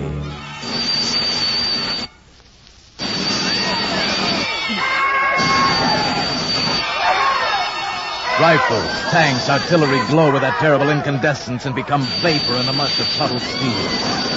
And in the deathly silence that follows, the robot strides down the ramp. The Avenger. From where? God! The Gletto Roscoe! He won't hurt you now. Let's get you to a hospital.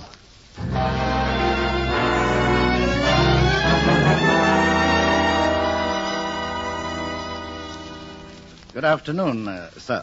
Good afternoon. The doctors here tell me your wound is not serious. No. It amazes them that it's almost healed already. I'm very glad.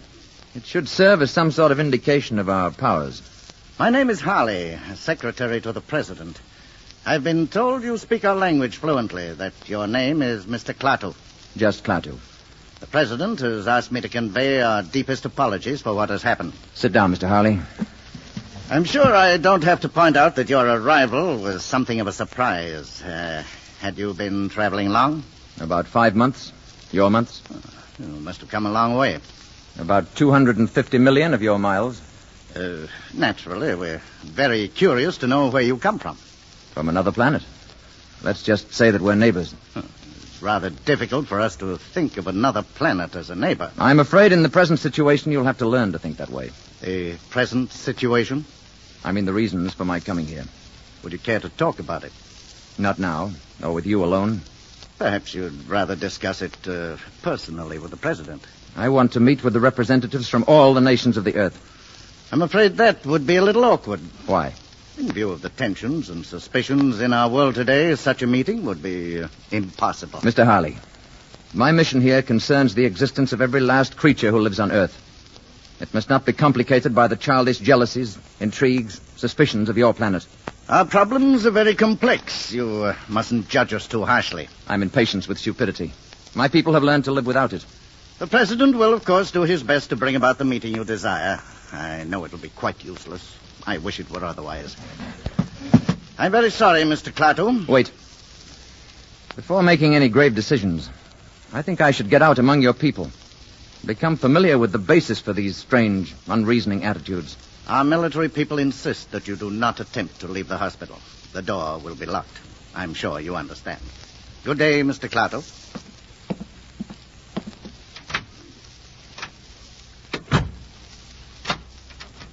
The door will be locked.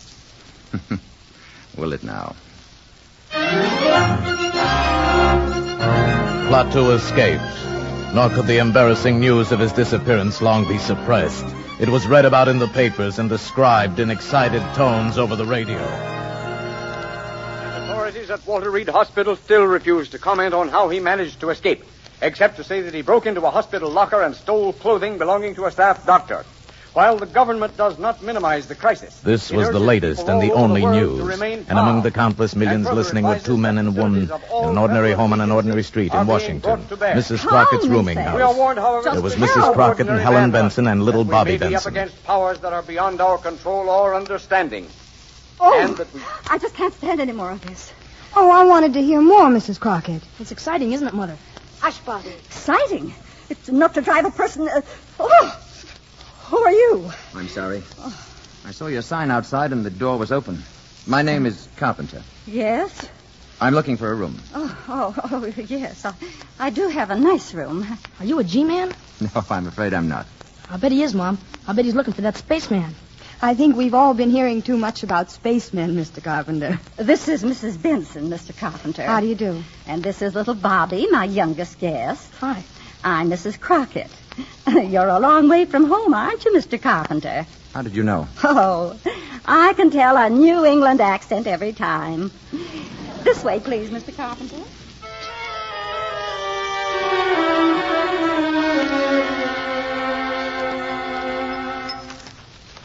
And so this Sunday morning, we asked the question that has been plaguing the entire world for 2 days now.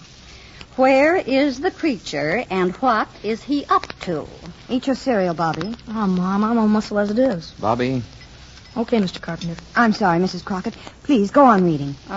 Creature, and what is he up to? If he can build a spaceship that can fly to Earth, and a robot that can destroy our tanks and guns, what other terrors can he unleash at will? What a man. Obviously, we must track down this monster and destroy him before he destroys us. Correct. Then why don't they do it?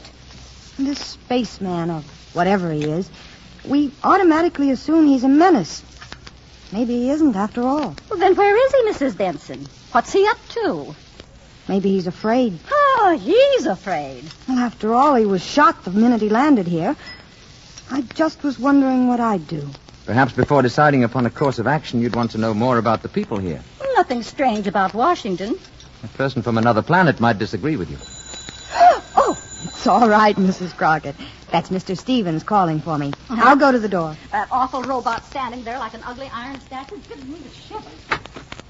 Morning, Tom. Hello, Helen. Hey, can anybody see us? No. So, all right, we're all set. I picked up some sandwiches and put gas in the car, and the radio is busted, so we can forget about the spaceman for the day, huh? I haven't been able to arrange for anyone to stay with Bobby. Mrs. Crockett's going out, and I don't suppose we could take him with us. Oh, well, we could. Just today. Mrs. Crockett has plans, and I don't know who else to ask.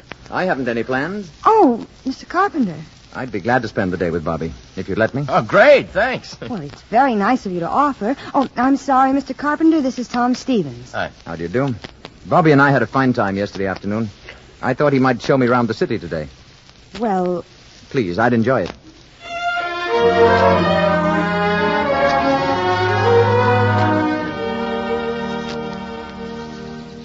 And this is where my father is buried. Robert Benson, Virginia, 1st Lieutenant, 45th Infantry. April 10th, 1916, January 29th, 1944. Your father was very young, wasn't he, Bobby? He was killed at Anzio. Did all these people here die in wars? Well, most of them. Didn't you ever hear of Arlington Cemetery? I'm afraid not. You don't seem to know much about anything, Mr. Carpenter. I've been far away, Bobby. Don't they have places like this where you've been? Not like this one. You see, they don't have any wars. Let's walk. All right. What would you like to do now? Go to the movies. All right. No fooling? No fooling.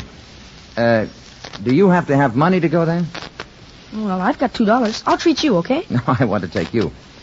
Look, do you think they'd accept these? Oh, gee, what are they? Diamonds? Well, in some places, these are what people use for money. They're easy to carry and they don't wear out. I bet they're worth $1 million. Could you give me your $2 for 2 of these? Sure, okay. There you are. Well, let's not say anything to Mom about this, huh? Why not? Well, she doesn't like me to take advantage of people. Hey, before we go to the movies, would you like to see the Abraham Lincoln Memorial? Thank you. Yes, I would.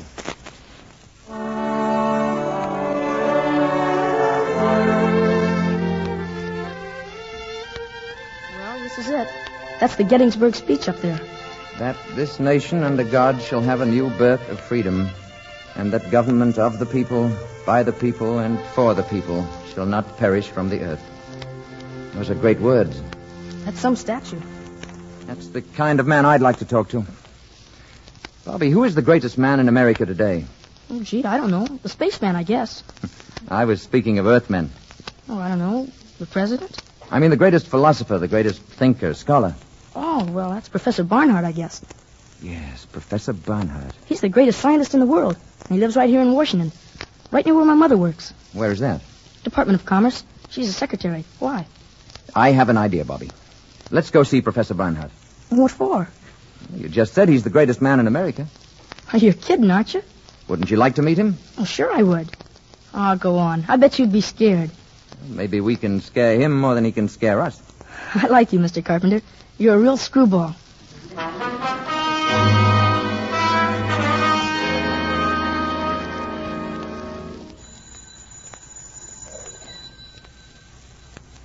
Gee, maybe the professor isn't at home. Let's take a look through that window. I'll bet this is where he works. Look in there. Books all over. Blackboard's full of stuff. That door's locked, too. Is it?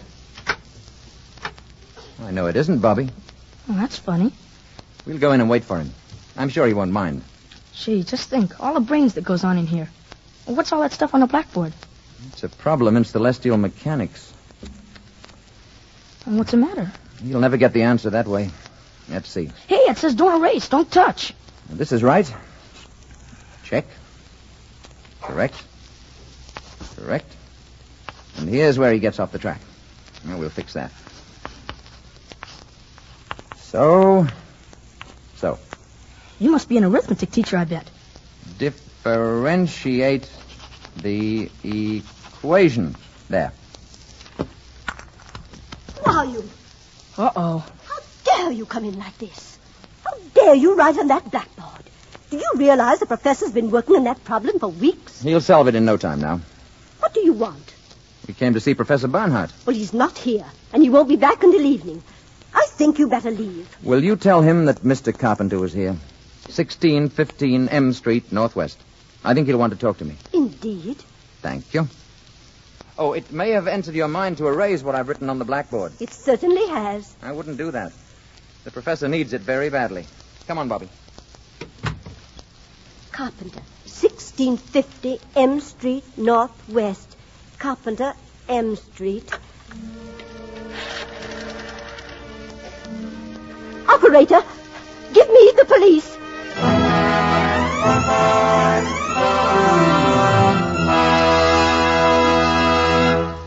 Letters that come to this show from servicemen bear postmarks from all over the world, and it's plain to see that, well, they're having a wonderful opportunity to observe new customs and traditions among people of other lands. They're finding out, too, that these ideas of other people aren't so strange after all. They take the matter of dancing as an example. In many countries, dancing between the sexes is unknown. They dance for each other. They think the Western habit of dancing together is pretty vulgar. And in the countries of Europe, every country has its own favorite type of dancing. In France, it's the bourrée. In Spain, the fandango. In Italy, the tarantella. In Central Europe, the hora. These are national dances, and the steps might seem strange and unfamiliar to the traveler. But as our servicemen have observed, it might be just as hard for us to explain jitterbugging. The gyrations of our teenagers rival any movements of any group around the world for sheer energy, if nothing else. The same is true of all customs and traditions in every country. The way of doing things may be different, but the ideals are the same. The strangeness of people begins to wear off when you start to understand them. Their customs and traditions begin to make sense when you understand the reasons behind them. And our servicemen are helping to maintain goodwill between us and the people of other countries by observing these customs, by learning about them, and honoring them. And now our producer, Mr. Cummings. Act 2 of The Day the Earth Stood Still, starring Michael Rennie as Klaatu and Gene Peters as Helen Benson.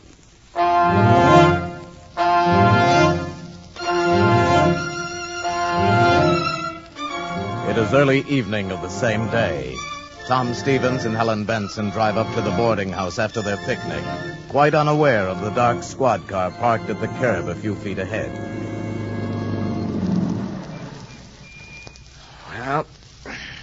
arm.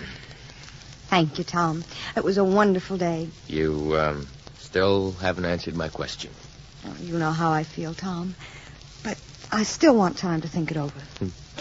If I could only tell the boss I was getting married and acquiring 2 dependents. You're a good salesman. A good salesman wouldn't give you time to think about it. Good night. Didn't you forget something? Now, good night. Good night.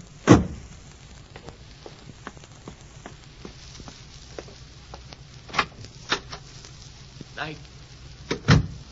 Oh, Mr. Carpenter. Hi, Mom. Hello, darling. Mrs. Benson, this is Mr. Brady. How do you do? How do you do?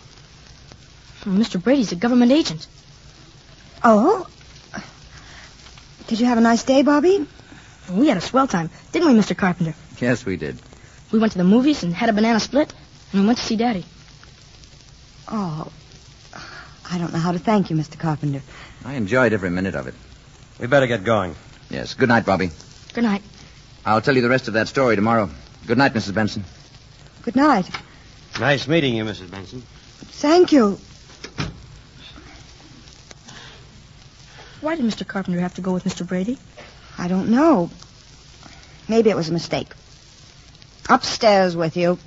Yeah. We sure had fun today. We went all over Washington, and we went to see Professor Barnhart. Professor Barnhart? Oh, sure. Barnhart? Up to bed now. Pronto.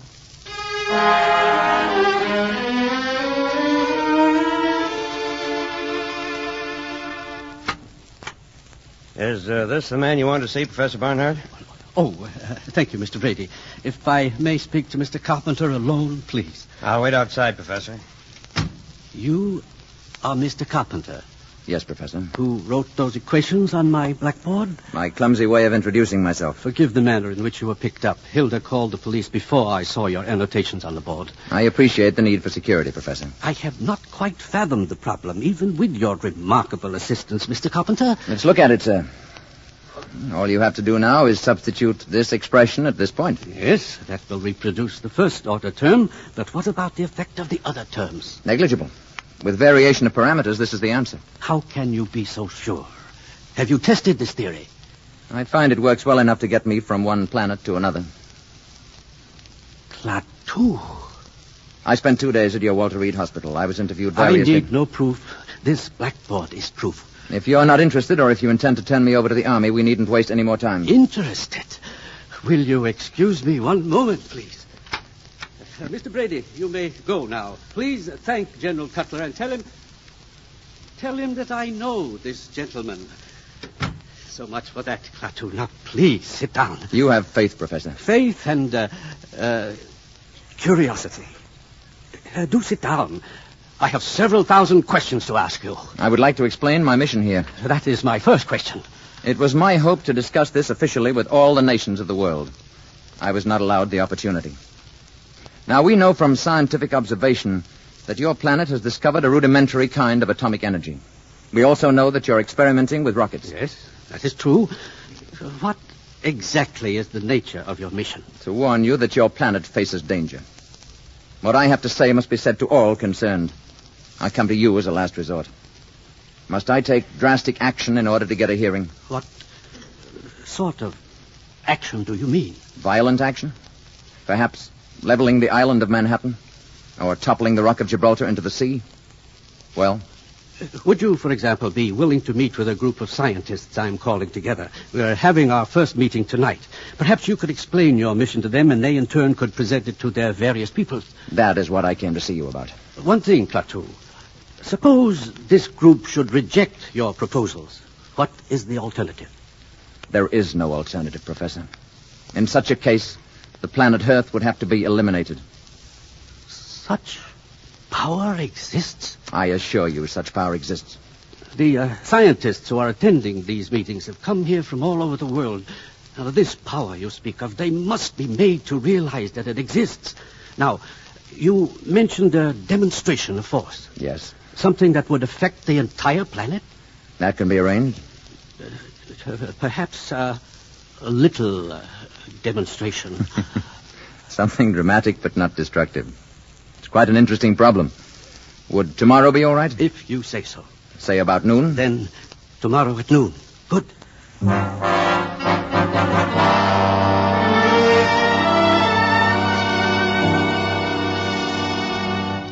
Going out tonight, Mrs. Benson? Oh, it's you, Mr. Carpenter. I'm afraid I startled you. Yes, I am going out. Mr. Stevens is calling for me. Everyone seems so... Jittery is the word. Bobby's the only person I know who isn't jittery. He's a fine boy, Mrs. Benson. Naturally, I think so. Warm, friendly, intelligent. He's the only real friend I've made since I've been here. Mr. Carpenter, this is none of my business, but why did that detective come here last night, that Mr. Brady? Bobby and I tried to see Professor Barnhart in the afternoon, but he wasn't in. Apparently they thought I was looking for secrets of some kind. Well, that must be Tom now. Oh, Mr. Stevens, do come in. Helen is in the sitting room. Alert Mrs. Crockett. She has a romantic mind. Hello there, Helen. Got a minute to spare. You ready? Hello, Carpenter. Picture starts at 8:50 on the dot, Helen. I'll be ready in a minute. I was just talking to Mr. Carpenter. Oh, I hope Mr. Carpenter won't think I'm intruding. Excuse me. I was just going up to my room. Good night. Good night, Mr. Carpenter. Have a good time, both of you. Thank you. Tom, that was awful. I'm sorry. I guess I'm just tired of hearing about Mr. Carpenter. Mr. Carpenter. I don't like the way he's attached himself to you and Bobby. After all, what do you know about him? Very little, it's true. Well, let's not stand and talk about it anymore. I'll go up and get my things.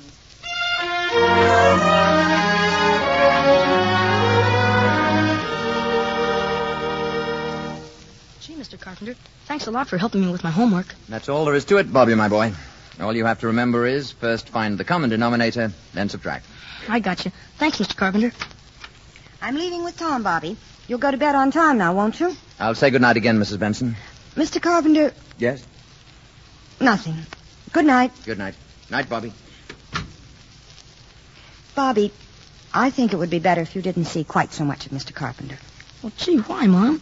He's swell. I like him. And he's awful good at arithmetic. He even helped Professor Barnhart. I'm sure he's a very nice man. I just think he might prefer to be left alone. Now, go to bed, darling. But why would he want to be left alone? Don't forget to brush your teeth.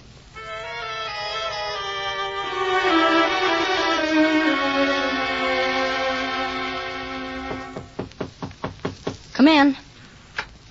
Bobby, do you have a flashlight I might borrow for tonight? Oh, sure, Mr. Carpenter. It's a real Boy Scout one. Thank you, Bobby. Well, why do you want it? The light in my room went out. See you tomorrow. Better get into bed now. Gee, I wonder if the batteries are any good. Mr. Carpenter! Bobby went to the door and opened it. What he saw down the hallway puzzled him. Mr. Carpenter's door was ajar and light was pouring out of his room. Funny. He said his light went out. Then Mr. Carpenter came out carrying the flashlight and stealing down the steps like a thief. This was peculiar, but this was adventure. Bobby followed Mr. Carpenter, and what he saw couldn't have been a dream. It was too real. But it couldn't have been true either. It was too deliciously frightful. Dream or not, it was filled with darkness, stung by staccato flashes from a genuine Boy Scout flashlight. Flashes that activated a giant robot into knocking out his guards so that Mr. Carpenter from the boarding house could get into the shed the Army had built around the spaceship. And dream or not, Bobby saw this Mr. Carpenter go into the spaceship. And then a wave of sheer terror swept over Bobby at last, and he turned and ran wildly away, the way little boys always run in nightmares, trying so hard and moving so slowly and all the time falling down. It was awful. It was swell.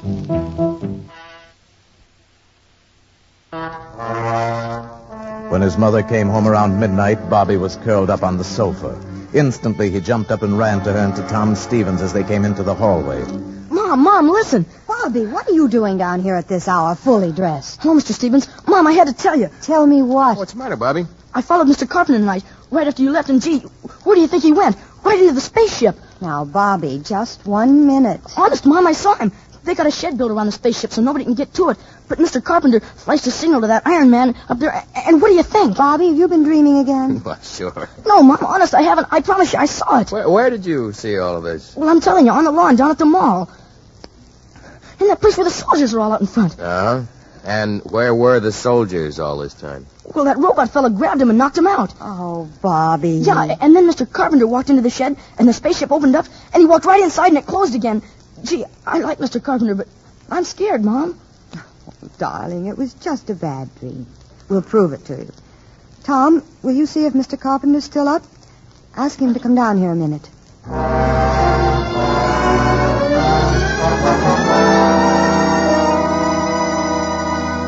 Helen. Yes, Tom? Helen, he's not there, but look what I found on the carpet. It can't be a diamond, can it? I don't know. It's much too big. Oh, but it looks real to me. Oh, Mr. Carpenter's got lots of them. He gave a couple of them to me. Here. He gave you these? Well, not exactly. I gave him $2.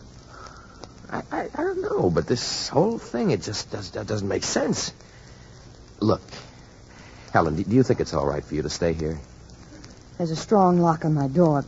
And Bobby's going to sleep in my room tonight. Okay. Upstairs, nightmare boy. It wasn't a nightmare. Bobby. Yeah, Mom? Bobby, your shoes are soaking wet. Yeah, grass on the mall was kind of wet. Good night, all. Oh, Tom. I wonder.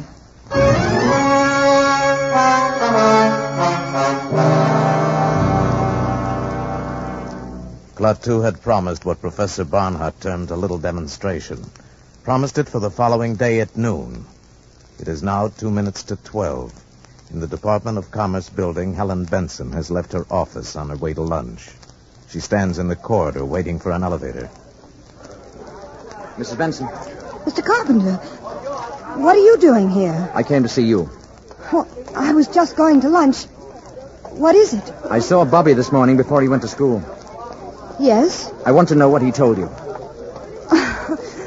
Oh, Bobby has such an active imagination. Did you believe what he told you? Really, Mr. Carpenter, this is where I work, and I only have a short time for lunch today. If you'll excuse me... I'll go down with you. If you like. The service elevator's open. You'll have to press the button, Mr. Carpenter. Oh, yes, yes.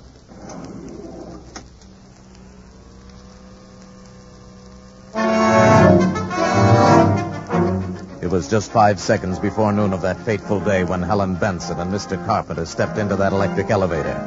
At that same moment, the enormous commerce of our briskly modern world roared and thundered in the streets.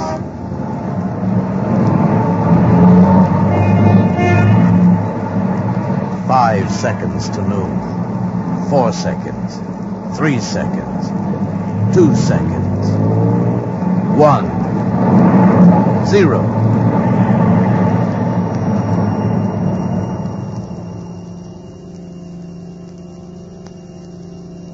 High noon. And silence. All over the world, traffic stopped dead in a million streets. Here and there, a horse-drawn vehicle clopped its melancholy way among the motionless motors. Bicycles moved before awe and the common desolation made the riders stop of their own free will. Electric clocks stopped on the dot of noon. All across the powered world, the machines stood still. Toasters failed to pop and battle fleets on maneuvers drifted aimlessly on their dead propellers. Joe Smith's milkshake didn't spin, and the humming turbines deep in Hoover Dam didn't produce current. Mrs. Housewife's washer stopped in the middle of its cycle, and electric lights went out all over the world. At a conference table in Washington, a hasty council of the armed services was held. As far as we can tell, gentlemen, all electric power has been cut off all over, with few exceptions. And even these exceptions are remarkable. Hospitals, planes in flight, that sort of thing. I wish I could be more specific, but all communications are out. I can tell you that we are preparing to declare a state of national emergency, but before we start discussing plans, I want a report from Colonel Ryder. All I can report, General, is that the robot at the spaceship was discovered to have moved last night. It knocked unconscious the 2 soldiers guarding the entrance to the shed the Army engineers had built around the spaceship, indicating that someone, presumably the spaceman, had wanted to get into the ship for one reason or another. In all likelihood, the signal for this demonstration of his planet's power. Go on, Colonel. Well, that's all, sir. Well, gentlemen, until now, we've agreed on the desirability of capturing this man alive. We can no longer afford to be soft in this matter. We will get him alive if possible, but we must get him. Is that clear, gentlemen? Dead or alive? Get him.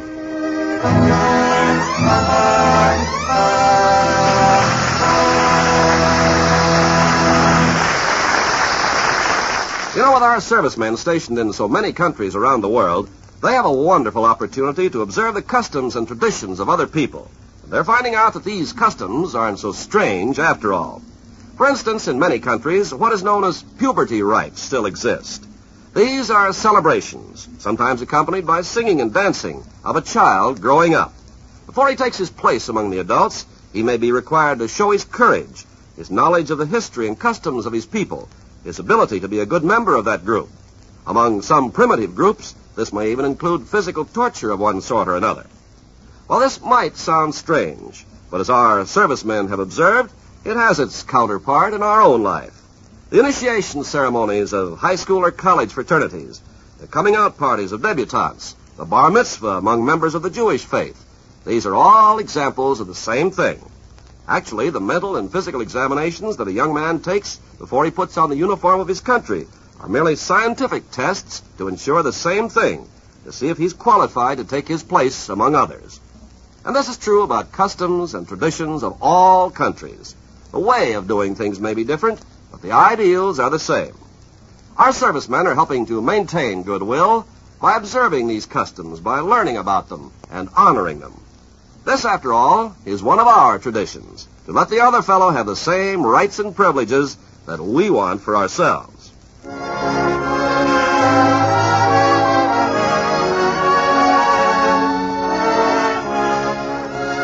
We pause now for station identification.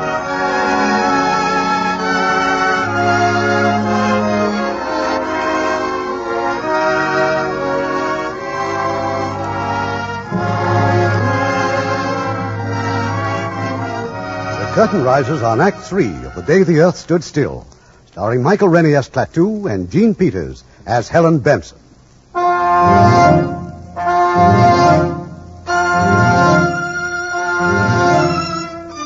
All over the world, electric power has been neutralized on the stroke of noon as a token of the spaceman's power and as a warning to the Earth. While they've been trapped between floors in an elevator, the spaceman has told Helen his identity and purpose here. I've already told you more than I told Professor Barnhart, because my life, in a sense, is in your hands. But if I die, a world, your world, may die too. Yes, I understand. I thought if you knew the facts, you'd appreciate the importance of my not being caught before the meeting tonight with the world scientists. Yes, of course. Of course I do. You hold great hope for this meeting, don't you? I can see no other hope for your planet.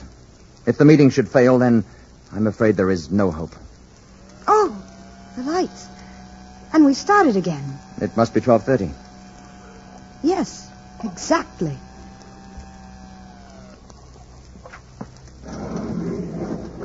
Where are you going now? Back to the boarding house. I'll be safe there for the afternoon. I'll be able to keep an eye on Bobby. He's the only other person who knows about me. No. Wait a minute. There is someone else. How? They can't be. Tom. He was with me last night when Bobby told me what he saw. Oh. Well, of course, he doesn't know anything definite, and he talked to me first before... But then we can't take a chance, can we? Can you get in touch with him? I think so. I mean at once, now. I'll try. You will. You must.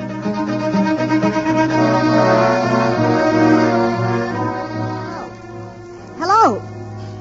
Operator, I was connected with my party. Please. Hello? Oh, is this Mr. Tom Stevens' office again? We were Well, I must speak to Mrs... No, Mr. Stevens, yes, this is Mrs. Benson. Benson! Well, when do you expect him in, then? Well, will you tell him I called, and please, not to leave his office. I'm coming down to see him. Yes, it's very important. To you, too.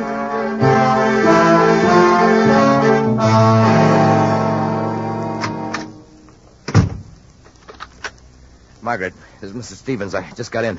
Now, listen, call the Pentagon. Who? Mrs. Benson? When? Never mind. This is more important. Listen, call the Pentagon and find out who's in charge of the spaceman business. Whoever it is, I want to talk to him. Tom. Call me back right away and don't take any other calls. Brush them off fast. Tom, I've been trying to get you all afternoon. I've got some pretty terrific news about your good friend, Mr. Carpenter. What about him? He's the man from the spaceship. I had that diamond or whatever it is checked at 3 different places. Nobody on Earth's ever seen a stone like that.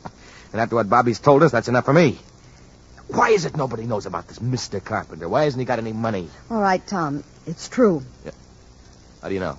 You've just got to promise me you won't say a word to anybody. Oh, nobody but the Pentagon. Please, Tom. Are you crazy? After what happened today, he's a menace. You don't understand. You don't realize how important this is. Important. Of course it's important, and we can do something about it. You mustn't do anything about it, Tom.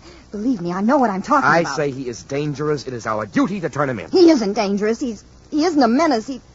He told me what he came here for. Oh, honey, don't be silly because you happen to like the guy. Do you realize what this will mean for us? I'll be the biggest man in the country. I'll write my own ticket. Is that what you're thinking about? Listen, somebody's got to get rid of him. Tom, I'm not going to let you do it. Tom, don't. Hello, Margaret? Yeah.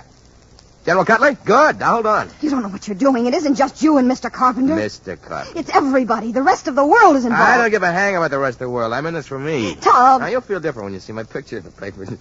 I feel different right now. Now, you'll see. You're going to marry a hero. I'm not going to marry anybody. Not even a hero. Hey, Helen.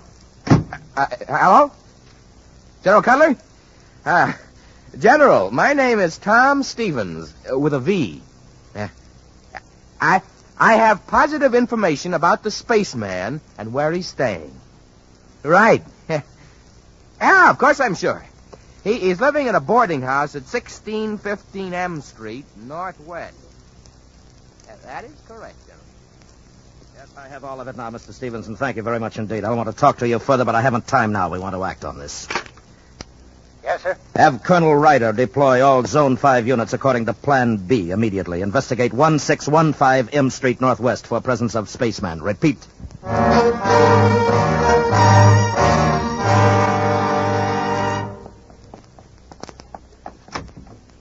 Mr. Carpenter. Right here. Did you see Tom? What does he say? It's no good. It's too late. I got a taxi outside. Hurry.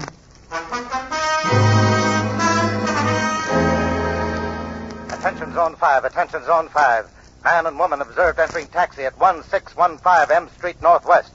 Man is probably Klaatu, alias Carpenter. Establish roadblocks according to Plan Baker and maintain station. Remain on radio alert until further orders. I don't know. I think we may have been seen getting into the taxi. Where can you go? I'm sure Barnhart can arrange to hide me until the meeting tonight. Where's it going to be? At the ship. Now look there. Army cars. Full troops in full gear. The alarm is out all right. It's only a few more blocks to Professor Barnhart's. I'm worried about Gort. I'm afraid of what he might do if anything should happen to me. Gort? But he's a robot. He's a product of centuries of refinement. But what could he do without you? There's no limit to what he could do. He could destroy the Earth.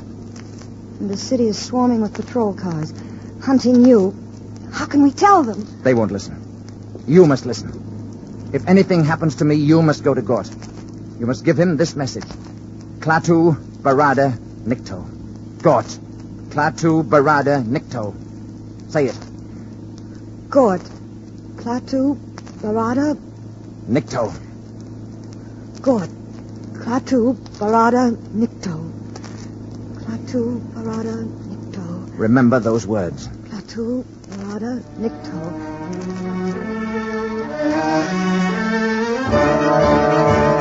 Attention Zone 5. Taxicab moving north on 14th Street from Harvard Street. Man and woman in back seat. License number H0012. H0012. Section 2, close in. This is your target vehicle. We're hemmed in. Driver will get out here. I'm going to try to run for it. If they get me, you get to Gort. Now. There he is! Stop or we'll shoot! Stop or we'll fire! Mr. Carpenter! Gort! Run! Never mind, I'll take the guy.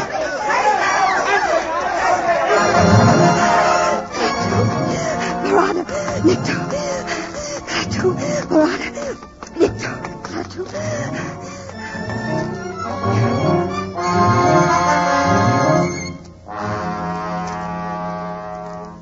Centuries, ages of superhuman, superplanetary skill had bred intuition and a dim power of reason into the enormously complex intelligence inside of Gort's metal brain case.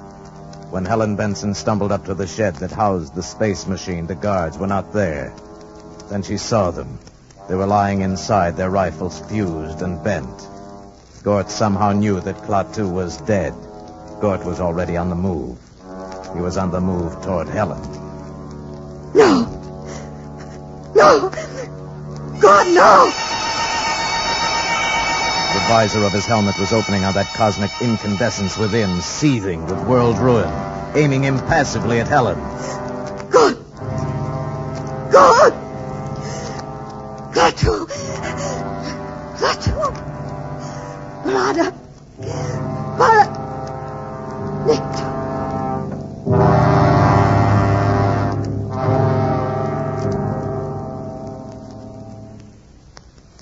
Helen Benson fainted. When she returned to consciousness, she was lying on a dais bathed in a soft, shadowless light, in a chamber vaguely circular of completely unfamiliar build. She was in the space machine. Across the room stood Gort with his back to her, and lying in front of him on a platform was Klaatu. Mr. Carpenter. Gort, the machine, the automaton, was applying electrodes to his master, and a piercing, whining, maddening sound filled the ship. Klaatu moved. He sat up. Stood up. Mr. Carpenter. Hello? I thought you were... I was. They took me to an emergency hospital at the city jail. Gort broke in and took me back here. This technique can restore life in some cases, only for a limited time. How long? No one can tell. Time enough and more for me to go outside and speak to Professor Bernhardt's scientists. I must speak to them. It's what I came for. Gort will put out the ramp.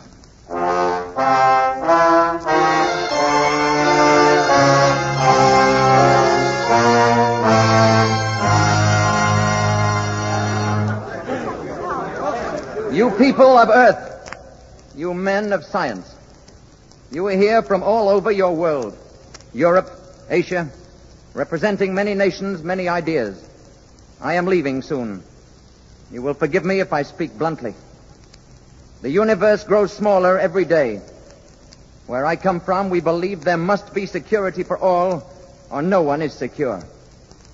This does not mean giving up any freedom, except the freedom to act irresponsibly.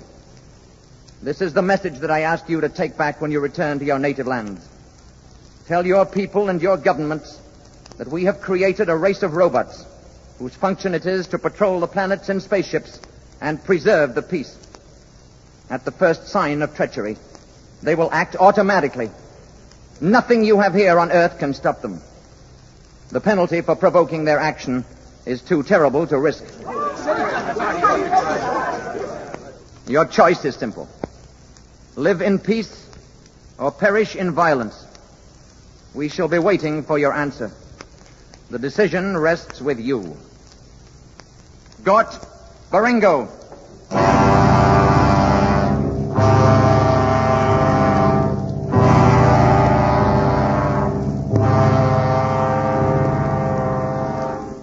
Remember. I'll remember, Mr. Carpenter.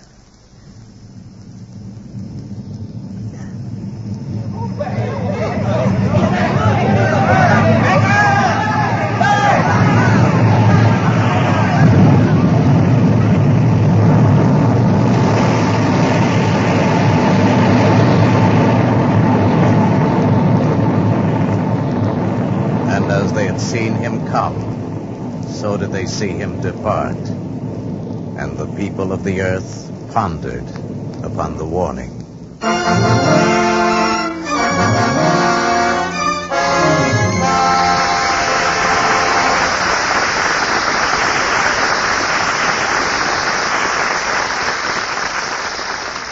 In a moment, our stars will return. With our American servicemen in many countries around the world, they have a wonderful opportunity to observe new customs and traditions. What might have seemed strange before is becoming pretty familiar to them. For instance, among the Mohammedans, to drink coffee with anybody is regarded as a sacred rule of hospitality, a token of peace. The berries are roasted over a charcoal fire, and the coffee is allowed to boil 3 times. It's thickly sugared and served in very small cups. All this is traditional among the Mohammedans, but as our servicemen have observed, it's simply their version of our mid-morning coffee break or our afternoon tea party or our cocktail hour. It's a time for friends to sit down and relax. It's a time for conversation with a cup of whatever beverage suits the individual taste. And this is true of customs and traditions of all countries. The way of doing things may be different, but the ideals are the same. So it is by observing these customs that our servicemen are helping to maintain goodwill with other people in other lands. And now, here's Mr. Cummings with our stars. And here they are after 2 out-of-this-world performances, Michael Rennie and Gene Peters.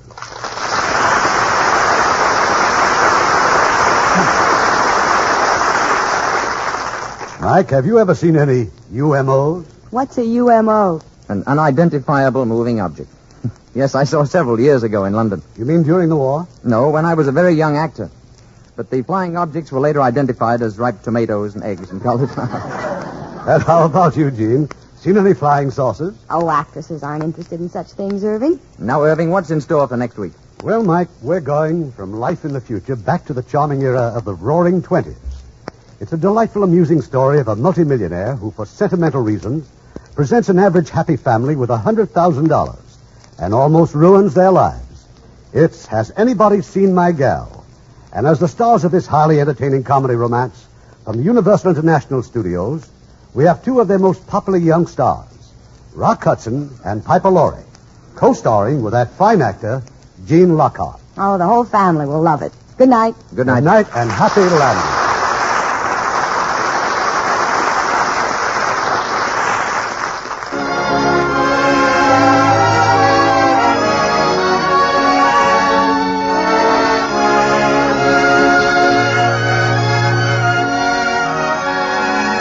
Radio Theater is produced by Mr. Irving Cummings. Our orchestra is under the direction of Rudy Schrager. This is Ken Carpenter inviting you to join us next week at this same time for another presentation of the Hollywood Radio Theater.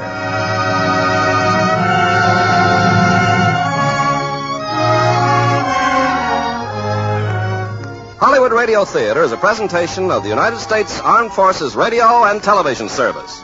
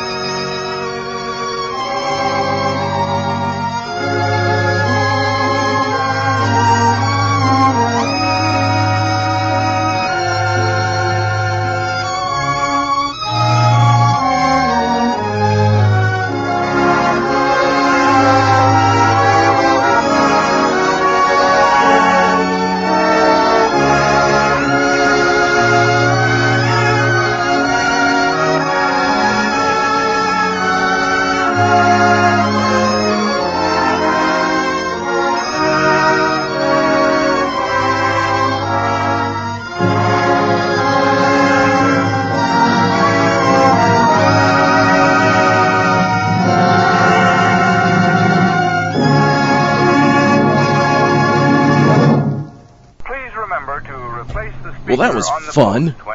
I'll hear you again in 2 weeks on the frequency of fear. It'll take me 2 weeks to get the chips out of my car. This has been the Zombie Astronaut's Frequency of Fear. For more horror, sci-fi, and suspense audio, see the website at www.zombieastronaut.net. Right now!